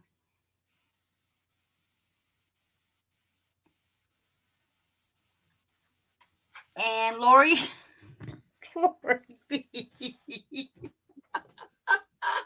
Yay, Lori. I did that this afternoon. Absolutely nothing. I did that this afternoon. It was awesome. She cracks me up, I swear. We just ask the most general question and she just comes back with, just her response just totally cracked me up all the time. All right, what do I want to put in there? I don't like that. I don't like it. What don't you like? The last 2 I put on there I didn't like. You didn't like the placement? I didn't like it. Yeah. Oh, did you take them off? Yeah. Oh, you can't even. I just wiped it off. Oh, yeah, you couldn't even. Oh, look at that bee on there. That looks awesome, Debbie. He's just sitting there. That looks cool. So I think what I need to do is put some gold splatters. Oh, Finnabar, I hear you. I hear you, Big Mama. Go ahead. What you're gonna do? What, Deb? I think I need some gold splatters. Okay. Yeah. Tammy says, sits in my messy corner with Lori watching you two craft. Danielle says, that's looking awesome, Debbie. Ooh. Carol says, the bee is perfect. Isn't it? I'm telling you, Debbie's just a natural, y'all. I've got another one that I might actually look better because he might stand out better. Because he's got patina coloring on him. I think it's because she just sits in place. But I kind of like that. She uses her stuff. I do like the gold one too, though. Vote, you guys. Gold one? Let's see. Gold bee? All right, we're taking a poll. That's all right. The gold bee. Use the gold bee. And here's the, we'll call him the patina bee. He does not is dimensional. He's a little flatter. But I like the way he pops off of the color too. Gold, Oh. need the gold. The gold bee is bigger. See, there's. Yeah, you got 2 votes for the gold. Yep. The gold bee is, he's fatter. Okay, gold bee wins. Looks like the gold bee wins. Y'all are no fun. I'm kidding. I like the gold bee. Actually, that's the back side. Duh, Debbie, you airhead. Look, he goes. He goes like that. He actually has more. There you go. He's yeah, I like the gold. And I may. Right. Nothing. Lori B says it's a toss-up, so I think she's in the middle. Yeah, I could go either way, and I'm going to play with where he is. I think I want him on top of the honeycombs somewhere. I like the idea of following the rule of. Does everybody know what the rule of thirds, not the rule of 3, the rule of thirds is? Anybody? Oh, I don't know that I. Pop quiz. All right, and the rule of thirds, you take your what you're working on, and you divide it into thirds horizontally and vertically, visually. So if I were to, let's see if I can find 3 things to lay down, 3 brushes to lay down to help illustrate. All right, I'm going to divide this mentally. I'm going to divide this into 3s, sort of equal. Okay. Yeah. Then you divide it again vertically into 3s. Okay. There you go. This isn't going to work because these are going to roll. But everywhere that your 2 planes cross, here, here, here, if this were here, and here, those are your primary visual points. Oh. Those are the areas that you ideally can create your focal point with the most visual pleasantness. Now, it doesn't mean you have to, right? By no means. But when you start incorporating those types of basic design things into the work that you're doing, you do them automatically without even realizing it. Right. And so this whole time I've been saying, I want my bee up here, right here. That's one of my planes. That's one of the planes that crosses. Right. Does that make sense? Yeah, so it doesn't necessarily have to be on all of them, right? Okay. The rule of 3. So there are 3 3s to remember in design. 3 3s. The rule of 3s, the rule of thirds. Those are 2 different rules, and the 3-sided triangle. The rule of thirds is what I just showed you. It's all dividing everything out into thirds. The rule of 3s means that an uneven number of elements is more visually pleasing to the eye than an even number of elements. That's what Lori was talking about, is do everything in the number into the 3s. It's not necessarily 3s. That's a good starting point, but it's really all about uneven numbers. Uneven numbers are more visually pleasing than even numbers in design. And then the triangle, the 3-sided triangle, it talks about the way your eye flows across the page. And when you create color spots or visual spots, if you create them in triangular shapes, kind of like these, this cracker paste that I put in here. I put some here, and some here. It's not an even triangle, but it's a triangle. That is the idea. So I probably needed another one. Maybe that's what the issue is. Maybe you would be more happy with it I like it the way it is though. So in other words, those are 3. The 3s are the 3s are the 3s are the 3 rules that you can absolutely break anytime you want, but they're good starting points. Anyhow, I'm sorry, I didn't mean to go down a tangent, except it was funny that I've been wanting to put the bee right here the whole night, and that's one of my planes. Yeah. Hi, Dana. Welcome in. Yeah, maybe that's what I'm missing is that third little something. There should always be a 3. Go get a metal 3 and put it on every single piece that you do. 3 bees. I don't. That's funny. That actually probably would work. I don't have 3 bees. I don't have 3 bees that are the same. So this says Sandy. Sandy says 3 bees make one great report card. Yeah.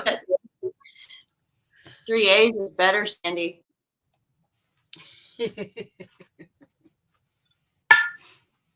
Okay, yeah, I think you're right. So I wonder if I need to do just a little spot over here. I wonder if it would be too late. Never too late. Yeah, and with it all being permanent, I don't know that it would mess anything up. All right, I want to try to incorporate some blue in here. I got Oh, my yeah, wax. you get the blue. Oops. No, that's not what I want. Oh, yeah. How are you going to do that? That'll be interesting. What, to get some blue in here? Yeah. Hold on. Mel said she missed what the last 3 was. Triangles. Working Set your composition, set your composition or your color using triangles. So the rule of birds, the rule of 3s, and the 3-sided triangle. Okay. There are 3 3s. Oh, you didn't miss anything, Dana. We're just playing. I'm just playing. I'm just putting stuff down. Debbie's actually got a project going.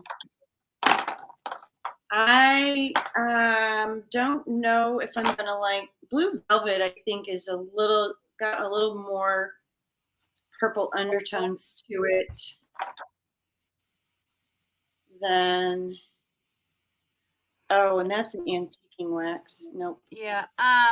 Laurel says she doesn't understand that last one. Triangles? Yeah. Dana's working on a steampunk journal. Basically, it's talking about, and the example I used was on this tag. There are 3. I've got 3 different places where I added the texture paste here, here, and here, and that forms a triangle. Right, that.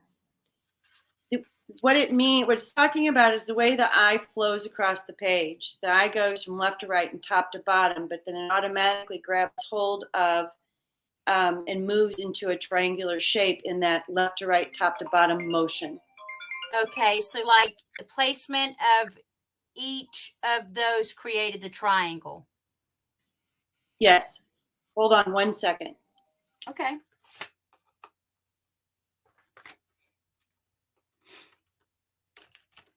So I'm thinking I want to add another rust spot to this tag. I wonder if I can do it. I'm going to try it. The good thing about what I used, all of it is permanent, like it wasn't anything in distress. So it shouldn't move. It's not supposed to move. We're going to see if that's true. So I'm going to grab my stencil again.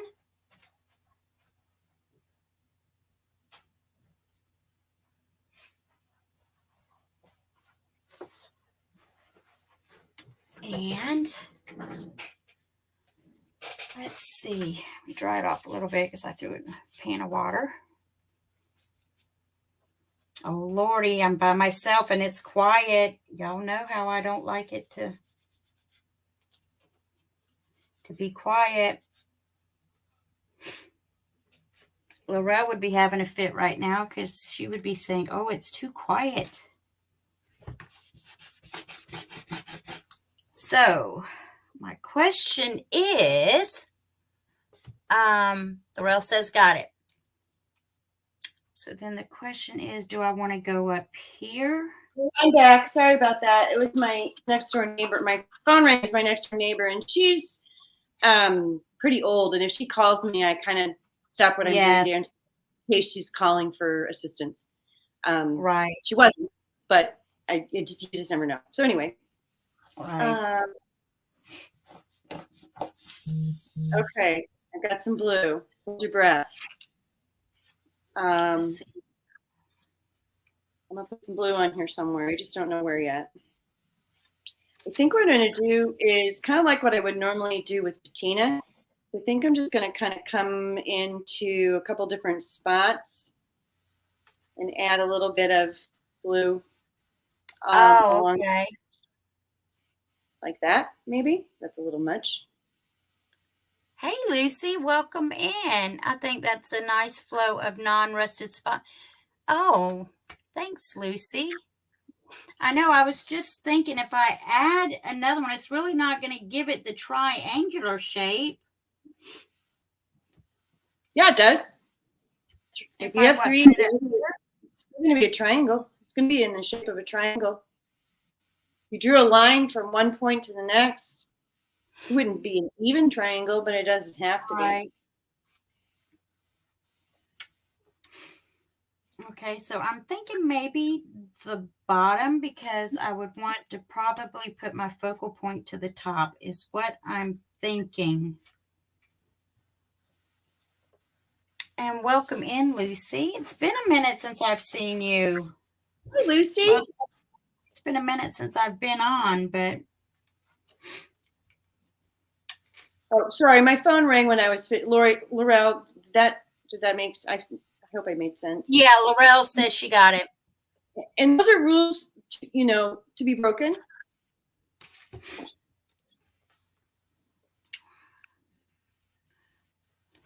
I'm wondering though if I'll be able to get it to match those other two. If I'll be able to get all that back in there. I don't know.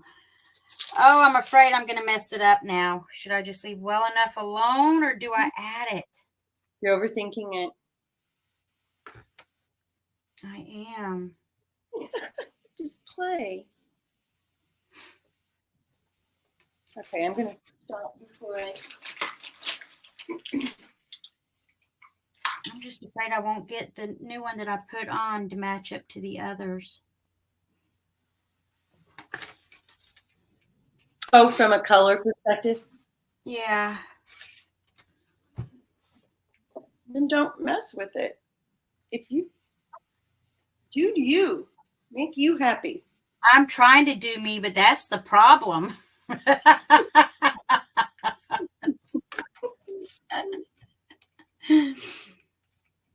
I just don't know that I would get that back. If I'd be able to match it up, and then it would really bug me. All right, there's with some blue. What do you think? Let's see. Oh, yeah. What color did you end up going with? I used faded denim. Oh, nice color. Yeah. Yeah, it's a really pretty blue. And it's on top of some pretty dark, darkens it up a little bit. Yeah. Well, thank you, Lucy. I know I'm Right, Lucy? I think it looks great as is. I think I don't think I'm gonna mess with it. I think I'm gonna wait to see what I can figure out for a focal point and then go from there. Because I think if I put something in the center or at least to the top, middle to the top, it'll pull those two together a little bit and just not look so divided. Oh, sorry about that. That's Bailey. Just the thing is now, what do I want for what would I want for a focal point?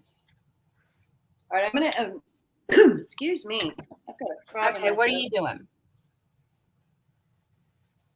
I'm gonna attach the gold bumblebee because majority rules. Majority rules. Majority rules. I'm going to use the heavy body gel from Finnabar. Okay. It's important to use glue this little guy's kind of heavy. Yeah. So I want to make sure to use something that will last and last and last. And this heavy body gel, I don't know if you can see that. It's, it's Yeah, pretty that's thick good stuff. Mm-hmm. It's good stuff. Now, what are those applicators that I see you using? I like that. Is that like a rubber tip on there? It's silicone. Yeah, I've got Oh, a whole set of them. Hang on and I'll show you. yeah. That looks like a nice little tool to have, especially when you're using paste like that and cleaning it up, Yes. out of little spaces. They're just like paintbrushes, except they have a silicone tip. Let me put Mr. B down. Go ahead. Yeah. All right. So And let's. also you can see how I use them. I use them to attach the glue, but I also use them to clean up the glue. And, oh, hang on, I'm dropping things. Yeah, that's all. It was set 5. And this one is flat. This one is flat. Or here, there you can see the side. Point, it goes to a point. Right. On both sides. This one I don't use this one as often, but it has a little, you can see the side has a little scoop. Mm-hmm. This one I use a lot. It forms almost like a blade. Oh, yeah. See that? And I use this to clean up afterwards. I'll use this to attach the glue if the other one's dirty. And I use this a lot too. This goes to a point. And the way I use them is with my glue. If I've gotten too blobby, I just wipe it up and then just wipe that off on a shop towel or paper towel or whatever, or wipey. And then it just gives me a little bit more precision in cleaning up my messes. Yeah. I got them at Hobby Lobby on clearance. Okay, Hobby Lobby. Sandy was just asking. No, it's not mine. I was asking her because I would like to get some. I got them at Hobby Lobby in the fine art, the aisle with the paintbrushes, and it's like next. It was a set, and yeah, they are silicone. Yeah. Who are they made by? Ooh. Yeah. There's not a name on this. I don't keep packages. Yeah. But they sit at my Hobby Lobby. There's all of the brushes and then sort of some of the specialty tools. You know what? They're right next to the palette knives at my Hobby Lobby. Okay. My crafting source, please get some. Yeah, so I'm getting ready to. I just don't know. You know who used to make a set of just 2? Hang on, I've got those also.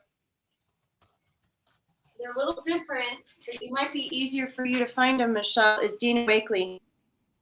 Oh, really? And hers is a set of 2 that are double-sided. Same thing. Here's your pointy one.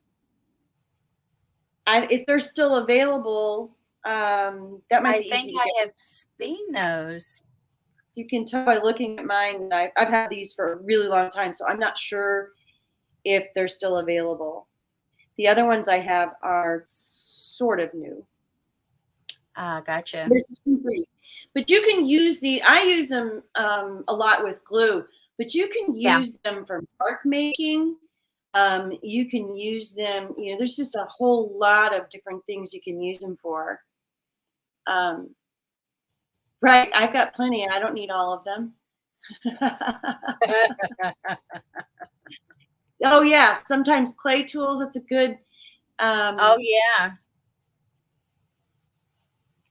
I'm trying to think of what other. You could use them. Oh, you could just Yeah, you could Yeah, use them in. You could put texture on your piece, and while it's wet, kind of like put some script writing in it or something. You know, you could do all sorts of fun stuff with them. And they're because they're silicone, they clean up really nice and easy. yes. So fun tool.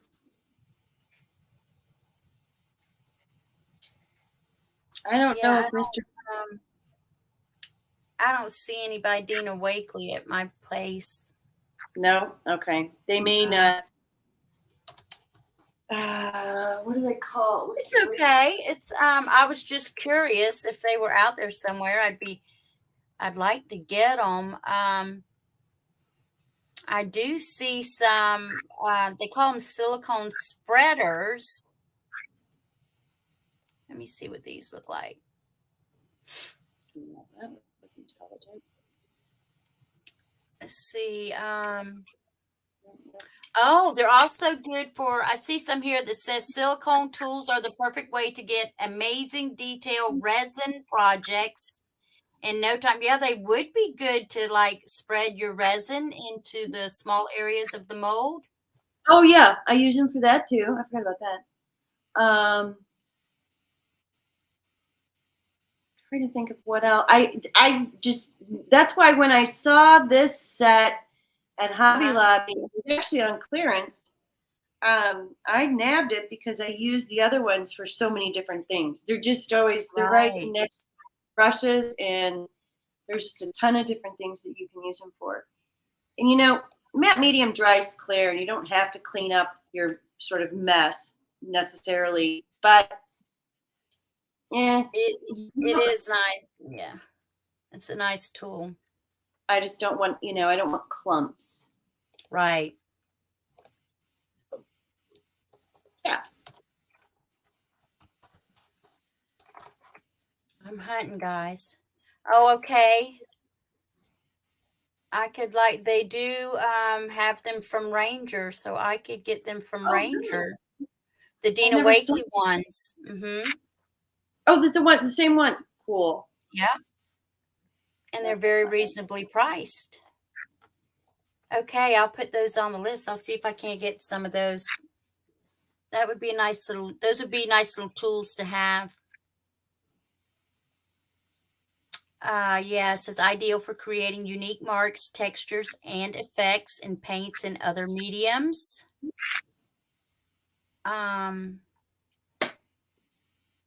Yeah, they retail for $6.99, so they're very reasonably priced.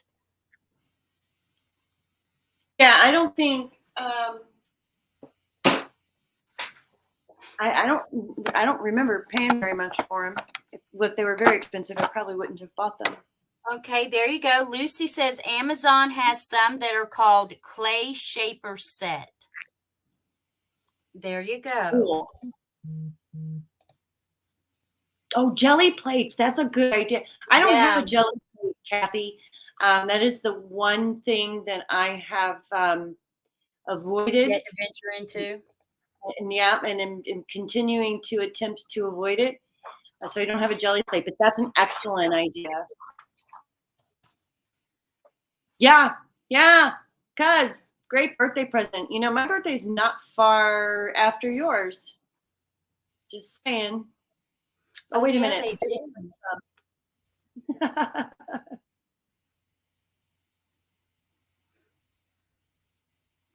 Yeah, and the ones that Amazon has, it's like a whole bunch of tools that you get like in a set. Yeah.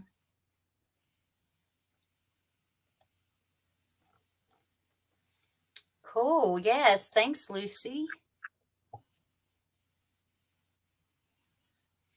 Okay, let's see. Pull it back over. All right, so Deb is setting her B. And I've decided I'm going to let my tag be. Nice. So I'm going to watch you finish up.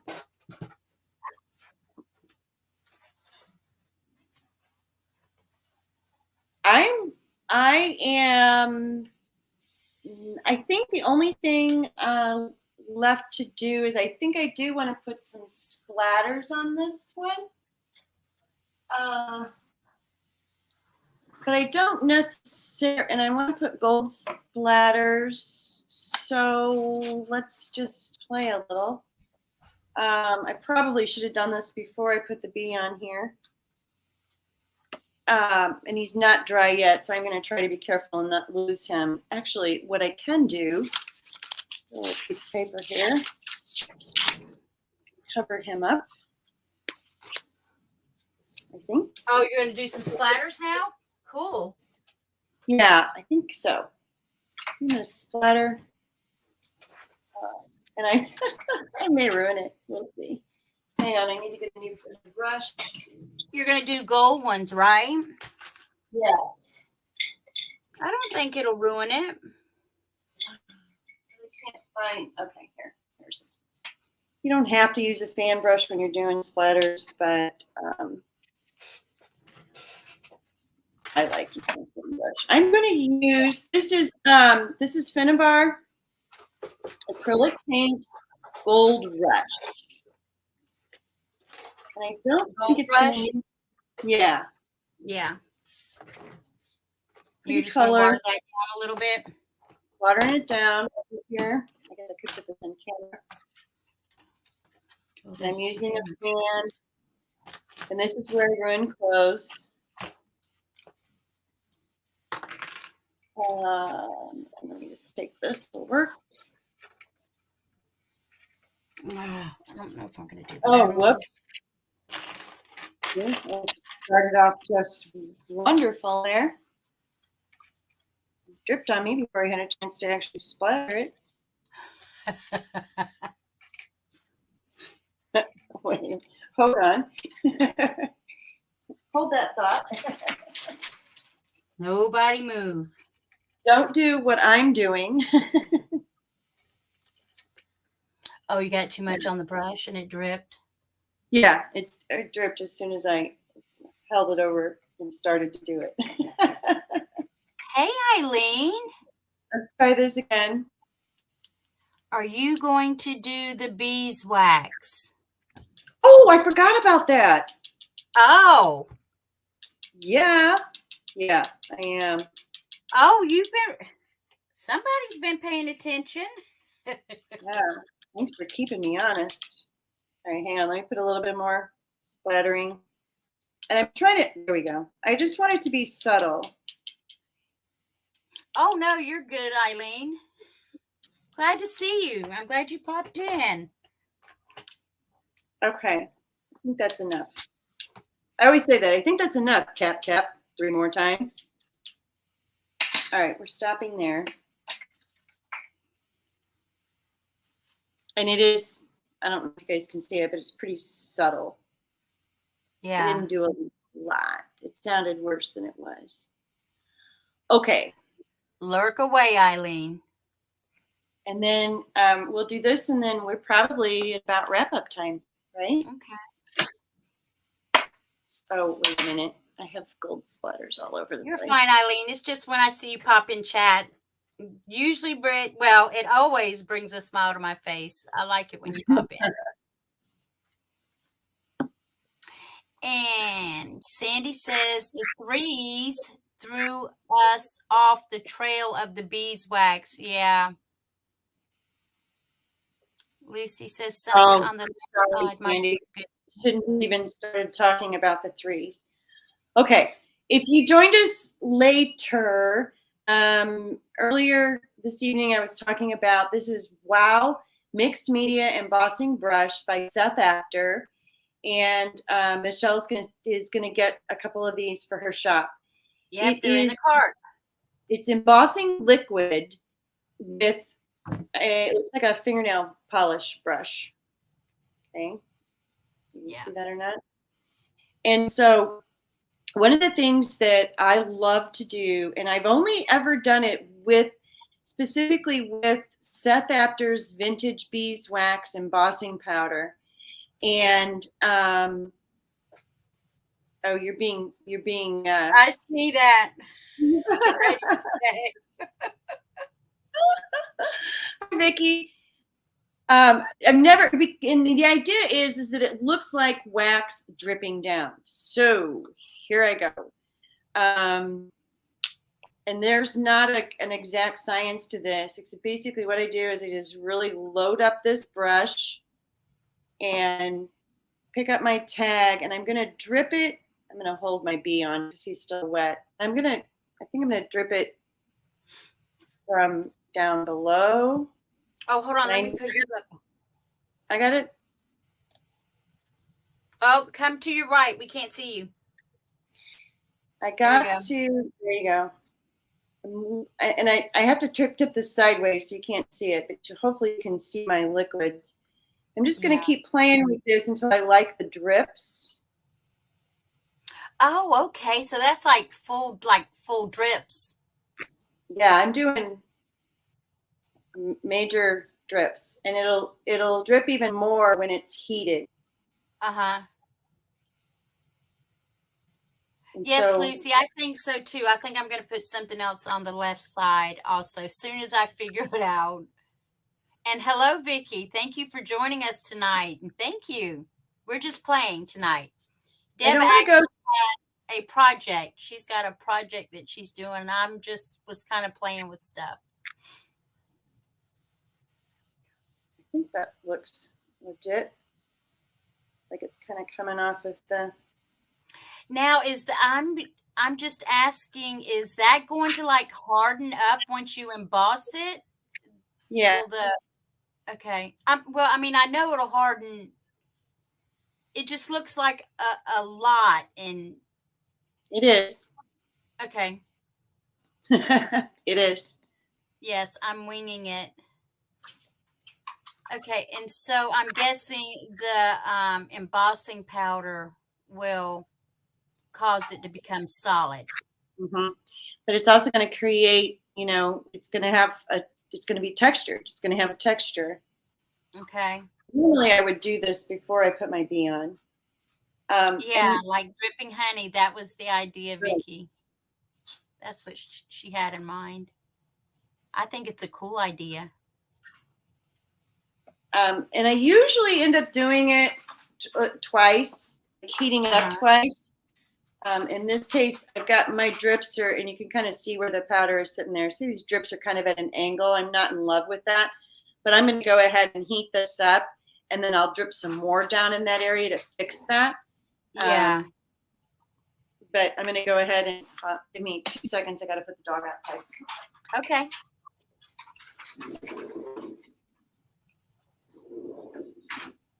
Yeah, I think it was a great idea. So here we go. And when I heat it, I also hold the card up. So what happens is as the embossing powder is setting, it's also dripping. Oh, okay. So I don't typically lay it flat. And I wish you could see that.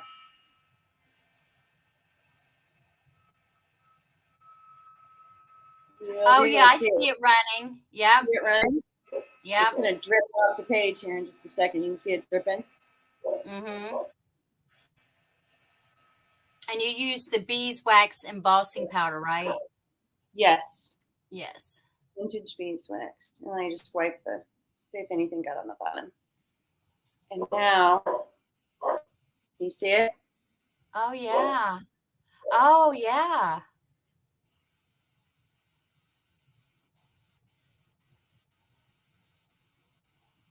You can see it better in person. Than you can. That's always the way it goes. And so I think I'm going to put a little on this side too. And I'm going to fix this down below.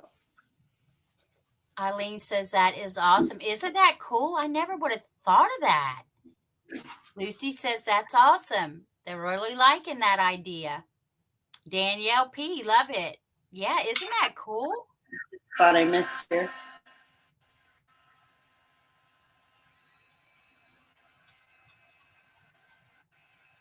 There we go. I had a spot that I had some stuff on. That. All right, so each time that you hit it, it becomes liquid again? Yes, because you're reheating it. Okay. Big Mama says, I feel like I'm not in the classroom of I think she means I am in the classroom of a great oh, she's not in the classroom of a great master, that she's not here. All right, let's strip some over here. Yeah, in the classroom. Yeah. I thought that's what she meant. I'm going to drip one kind of in the middle on over on this side, just randomly. So you can see the embossing powder. Yeah. But it'll drip more as I heat it. And then it'll wow.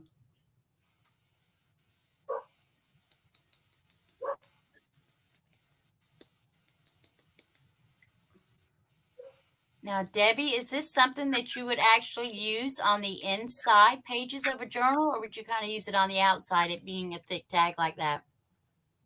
I usually just do them on tags. Yeah. Because they have that extra stability with the weight of the tag that that I'm using. Right. But yeah, you totally could. Yeah, you could. You absolutely could. A lot of embossing liquids will stain through papers. So you have to test, and because you're using this sort of even more concentrated than like a Versamark pad or something like that, it would probably bleed through on the other side. But depending on the page and what you were doing, like let's say you were creating a pocket and the other side wouldn't matter. I don't think I would go on a regular sort of weight paper. I think I would definitely use some type of a heavier weight or cardstock weight paper. Right. Clip it in. Yeah. Danielle, I did. I just added a few more. Because that is a very cool technique. I just added a few more to my order. I sure did. Kathy Berg says, I will clip mine to a page of my bee journal. Okay. Yeah. Nice. Oh, look at that. Yeah, that looks good. Now, if you guys think, I'm gonna fix this because he's at an angle. It looks weird. So how are you going to fix that? Just reheat it?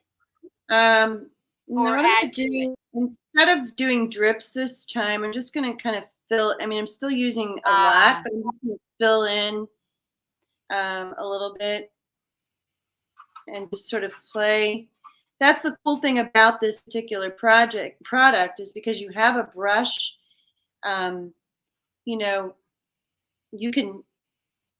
You can use that brush in a lot of different ways. Oh yeah, definitely. Not just about dripping. It's about, if you had a stencil with great big massive sort of expanses of open space on it, maybe that right. I got you, Kathy Berg. I knew what you were saying. Laurel says, looks amazing, doesn't it? And just think, you could do that with any color embossing powder.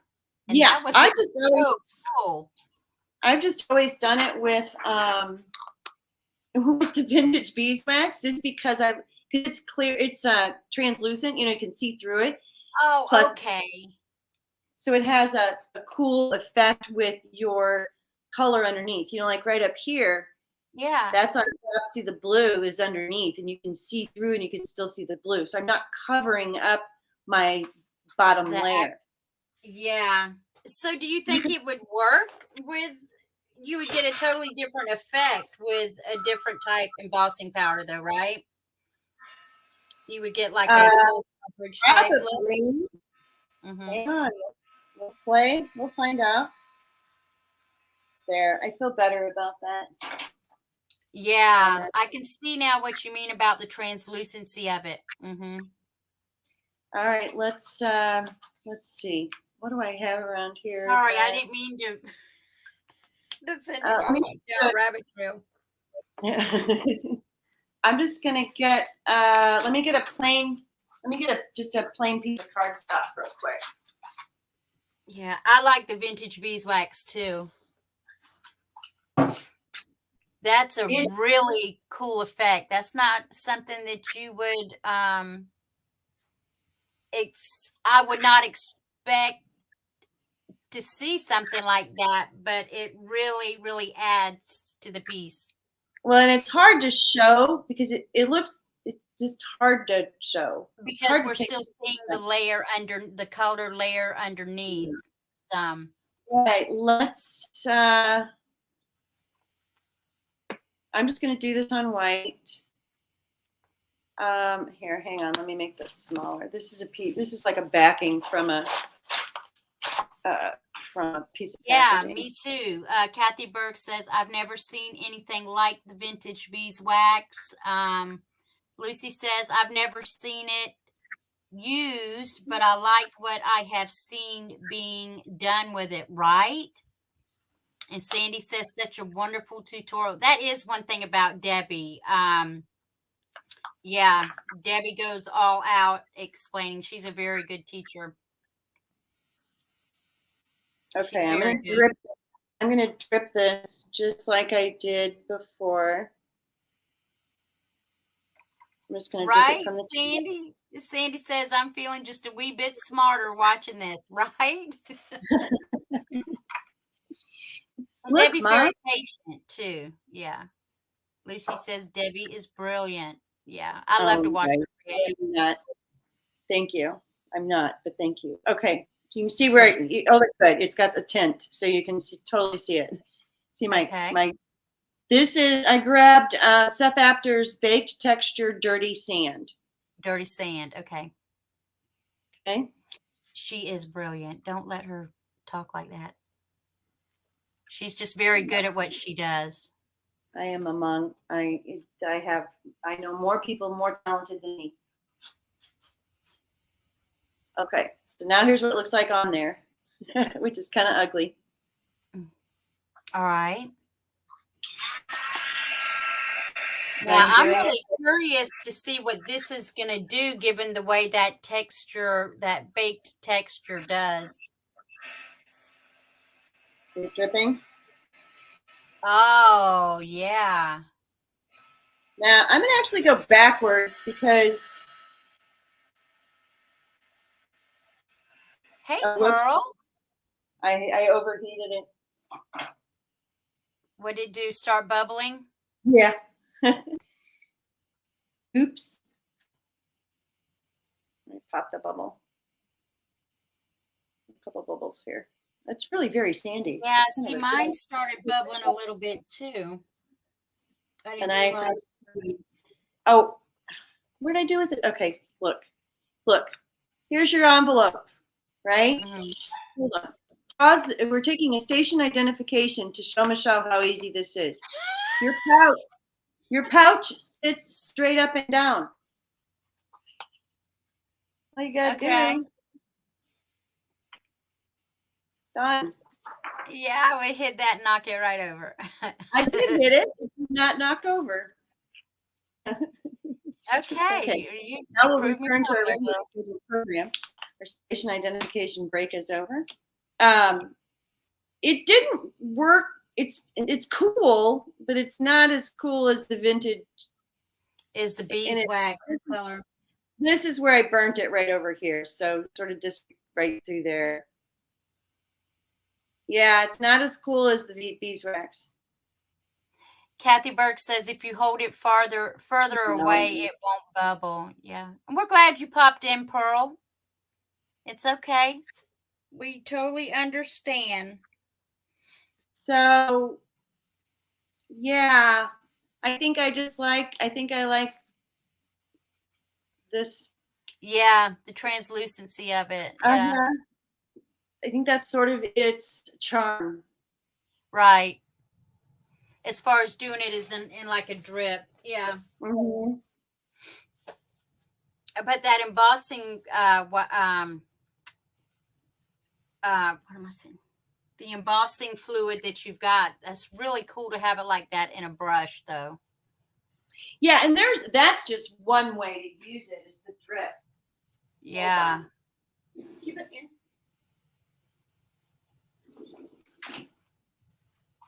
That tag looks fabulous, Debbie. There are a lot of different ways to use that that brush. It's kind of one of those things, you know, when you buy one, buy two, because you could go through the entire first jar just playing and coming up with ideas and techniques and playing around. And then you have the one to utilize all of what you figured out playing with the first one. Okay, so am I going to have to throw a couple more in the cart?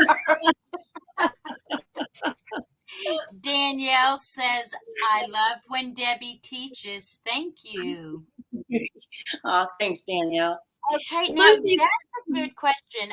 Lucy says, how does the beeswax differ from a clear embossing powder? I guess like the glazes? Maybe the Tim Holtz Distress Glaze? The vintage, well, let's find out. Hang on, let me see if I can find my clip. The vintage beeswax it actually does sort of have a waxy look to it. That's what Kathy Berg just said. Let's see. Hang on, I've got some clear. I just got to find it. Oh, you mean a clear embossing powder. Okay, yeah. I see what you're saying. Yeah, it does. It gives it a tint, like Kathy Berg says, a waxy tint. But, you know, those embossing glazes, you know, they're not like totally opaque. So, you know, how they have, it's not like a full coverage embossing powder. So that I would be. This is a detail clear. So it's a very fine embossing powder. The other thing that this might work with, and we'll test the waters while we're playing. Let's just keep playing, unless you guys are ready to go. Oh no, I'm good. Y'all good? Let's use some distress embossing glaze, because that is translucent also.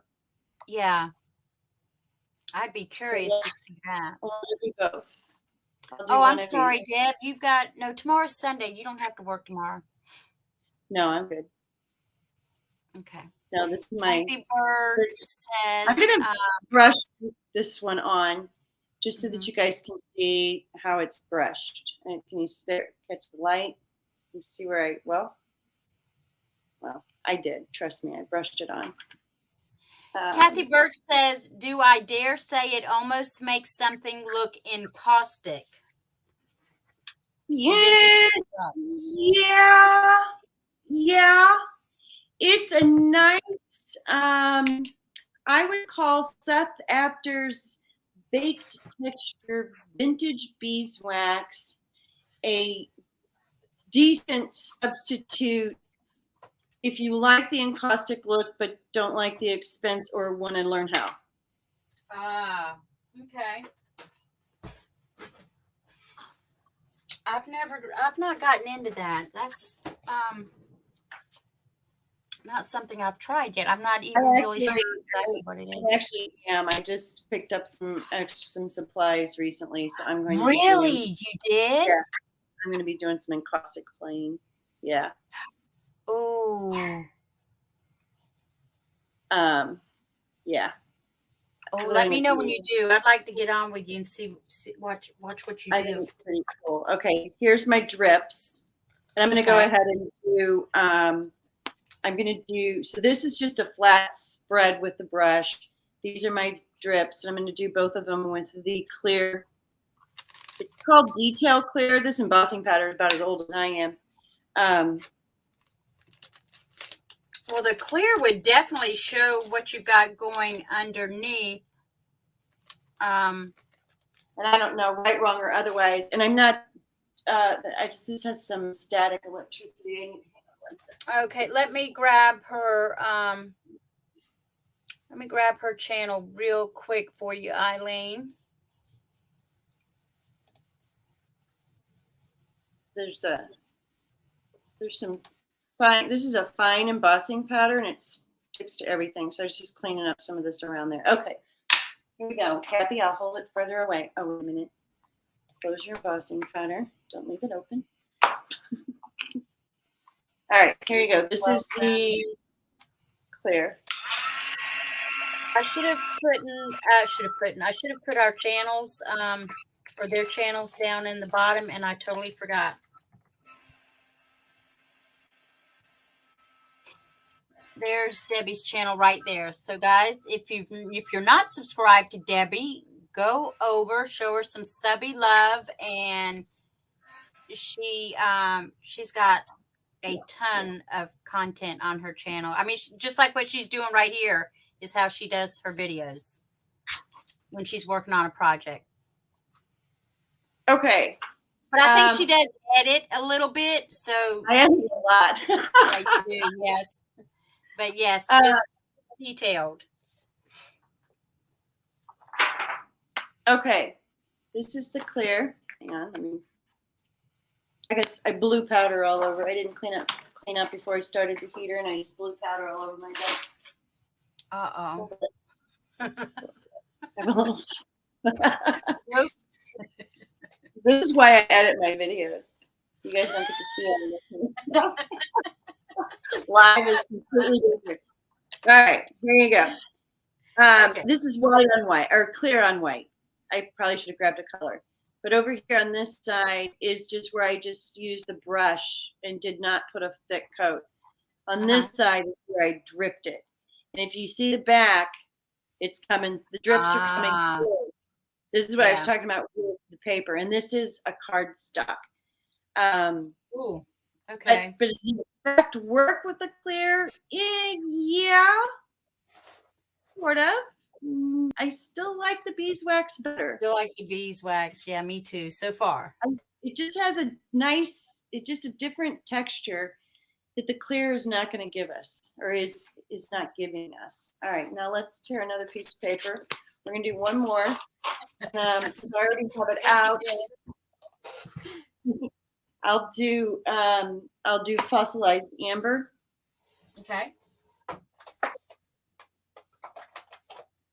And I'm going to do the same thing. I will brush it on one side, and I will drip it on the other.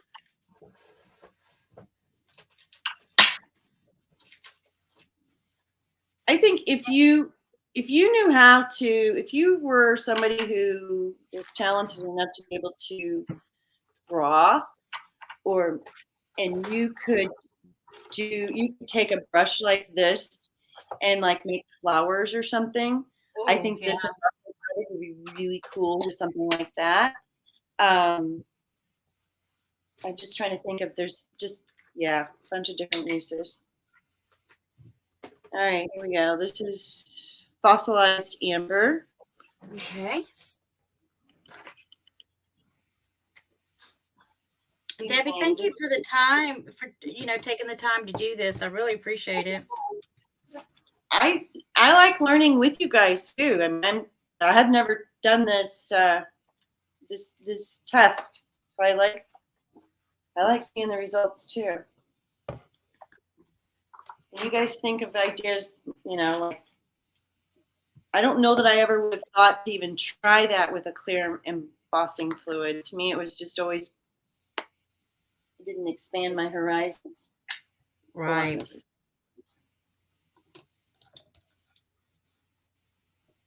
So this is fun for me too. All right, here we go. All right, here we go, guys. Lucy says, I think I might have to buy some. Kathy Bird says, I think you'll like it, Lucy. Oh, Vicki, it was great for you popping in. It was good to see you. She says, it's always nice to see ways to use different materials. Thank you so much. Goodbye for now. Bye, Vicki. Thank you. So there's a white spot in here where it sort of skipped over that you wouldn't have seen with the vintage beeswax. Okay. This began to drip down. Okay. But I totally could see a use for this. Oh, I see it. So yes, you definitely do not get the same effect with But but if you were using this, one of the translucent distress mediums, on top of a base with a base color, that little skip of color like that happening like that, you would never even notice. you wouldn't notice it, right? Because your background would be coming through. You wouldn't even realize that it was really Right, happening. Because there's still sheen in that spot. There's still a shine in that spot. It doesn't like go to dull or anything. right. So yeah, I would say my conclusion to that is yes, you could use that. You could use a translucent color, and probably come very close to achieving a different effect. Same idea, but it's going to be a little different effect just because it's color, but it's going to be cool. Right. Yes. Yeah. It's definitely worth getting it out and playing Yeah, with it. somebody See what somebody it'll needs do. somebody needs to do that. Okay. All Well, right. Deb, thanks so much. We've let's see what Dana says. You can make cracked glass with thick, clear embossing powder. Okay. Oh yeah, I do have the thick. Yeah, I've got the thick that I've used before, like almost like I would glassy glossy accent, to give it that Yes. thicker. Mm-hmm. Yeah. Yeah. So this is a thick liquid. Uh-huh. It would be interesting to see what a thick liquid would be like with a thick and a real thick embossing powder. Yeah. Rel says, thank you for the teaching class, Deb. Love learning. Yes, I think we've all learned a whole lot here tonight. Well, thanks for watching, guys, and thanks for being here. It's always so much fun. And like I said, I enjoy testing things out and hearing your ideas about what can we test. If I've got the supplies here, I think that's just a lot of fun too. And we all learn together what works and what Yeah. doesn't. Yeah. And somebody might like something and somebody else might not. So, it's cool to see different ideas. So, and lots of fun to play. Right. Rel says, thank you for an awesome live. Kathy Berg says, thanks for the inspiration. Lucy says, thank you, ladies. Yeah, we had a great time tonight. I really enjoyed Debbie's project, and I like that I got to play with a few things. I Even though I didn't. love where yours is going, Michelle. I think it's beautiful. I love those two colors together. The color combination is awesome. Yeah, I love the color combination. I'm kind of at a standstill of what I want to do to it to finish it up. So I apologize for the incomplete project. Thanks, Eileen. She says both tags turned out awesome. Thank you so much. It's always great to get on here and just play, and that is literally what I did tonight. I literally just played to see what this stuff would do because I'd never used it before. So yeah, we had a great time. So look for us out there. I'm hoping that we will thank you, Lucy. We'll be able to get back on track with not sure if we're gonna go every Saturday night. I would love to go back to every Saturday night, but sometimes we can't get, things are just going on and we can't get everyone on. But we might just, like, if there's two of us, we may just come on in because, you guys are still showing up and we're still learning and still having fun. So,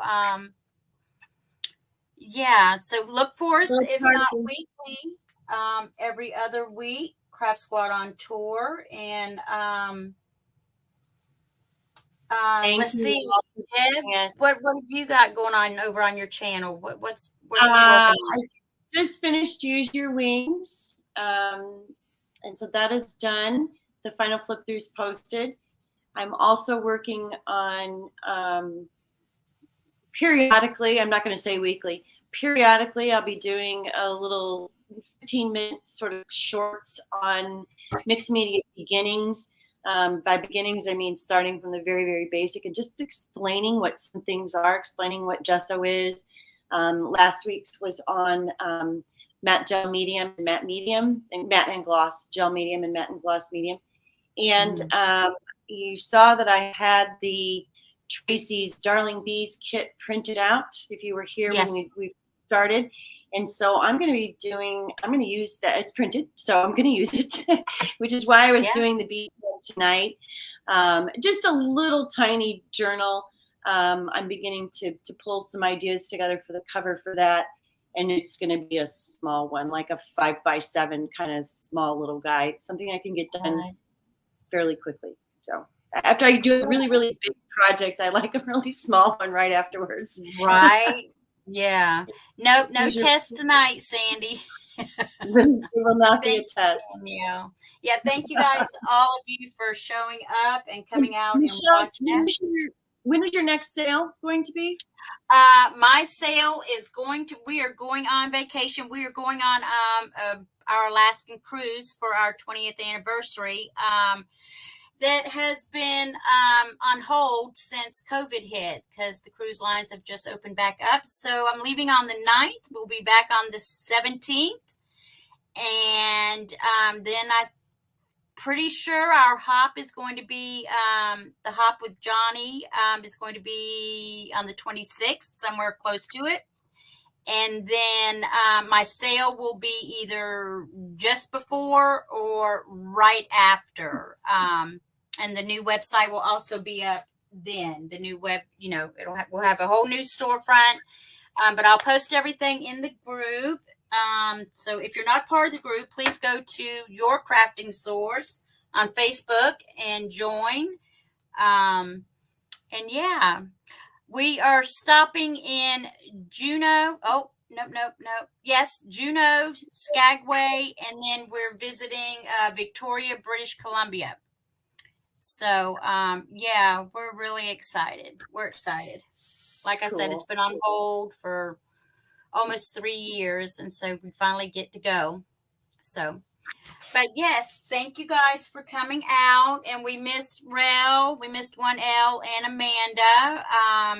But hopefully we'll all get back together real soon. Yeah, hopefully we'll all be able to get. Life happens, and so that is what it is. So it is what it is. That's right. Oh, that's cool, Lucy. She's from Victoria. Okay. Cool. Okay. Yeah. Lucy, let me ask you then, what are the temps about right now in Victoria? I'm curious. I think we looked in Alaska, and they're anywhere between 60 and 70 and can go 5 to 10 degrees either way. So we're having to pack for both warm and cool to cold weather. Yes, Rel, you too. All right, guys. Well, thanks for tuning in. We went over today. We did thanks for hanging out with us. And oh, no, it's not. No, if they didn't want to, they wanted to see it. So that's good. I'm fine with it. Right now, 17 cells. Okay. All right, well, ladies. Thank you. Yeah. We're going to say good night. Bye. Bye. See you soon.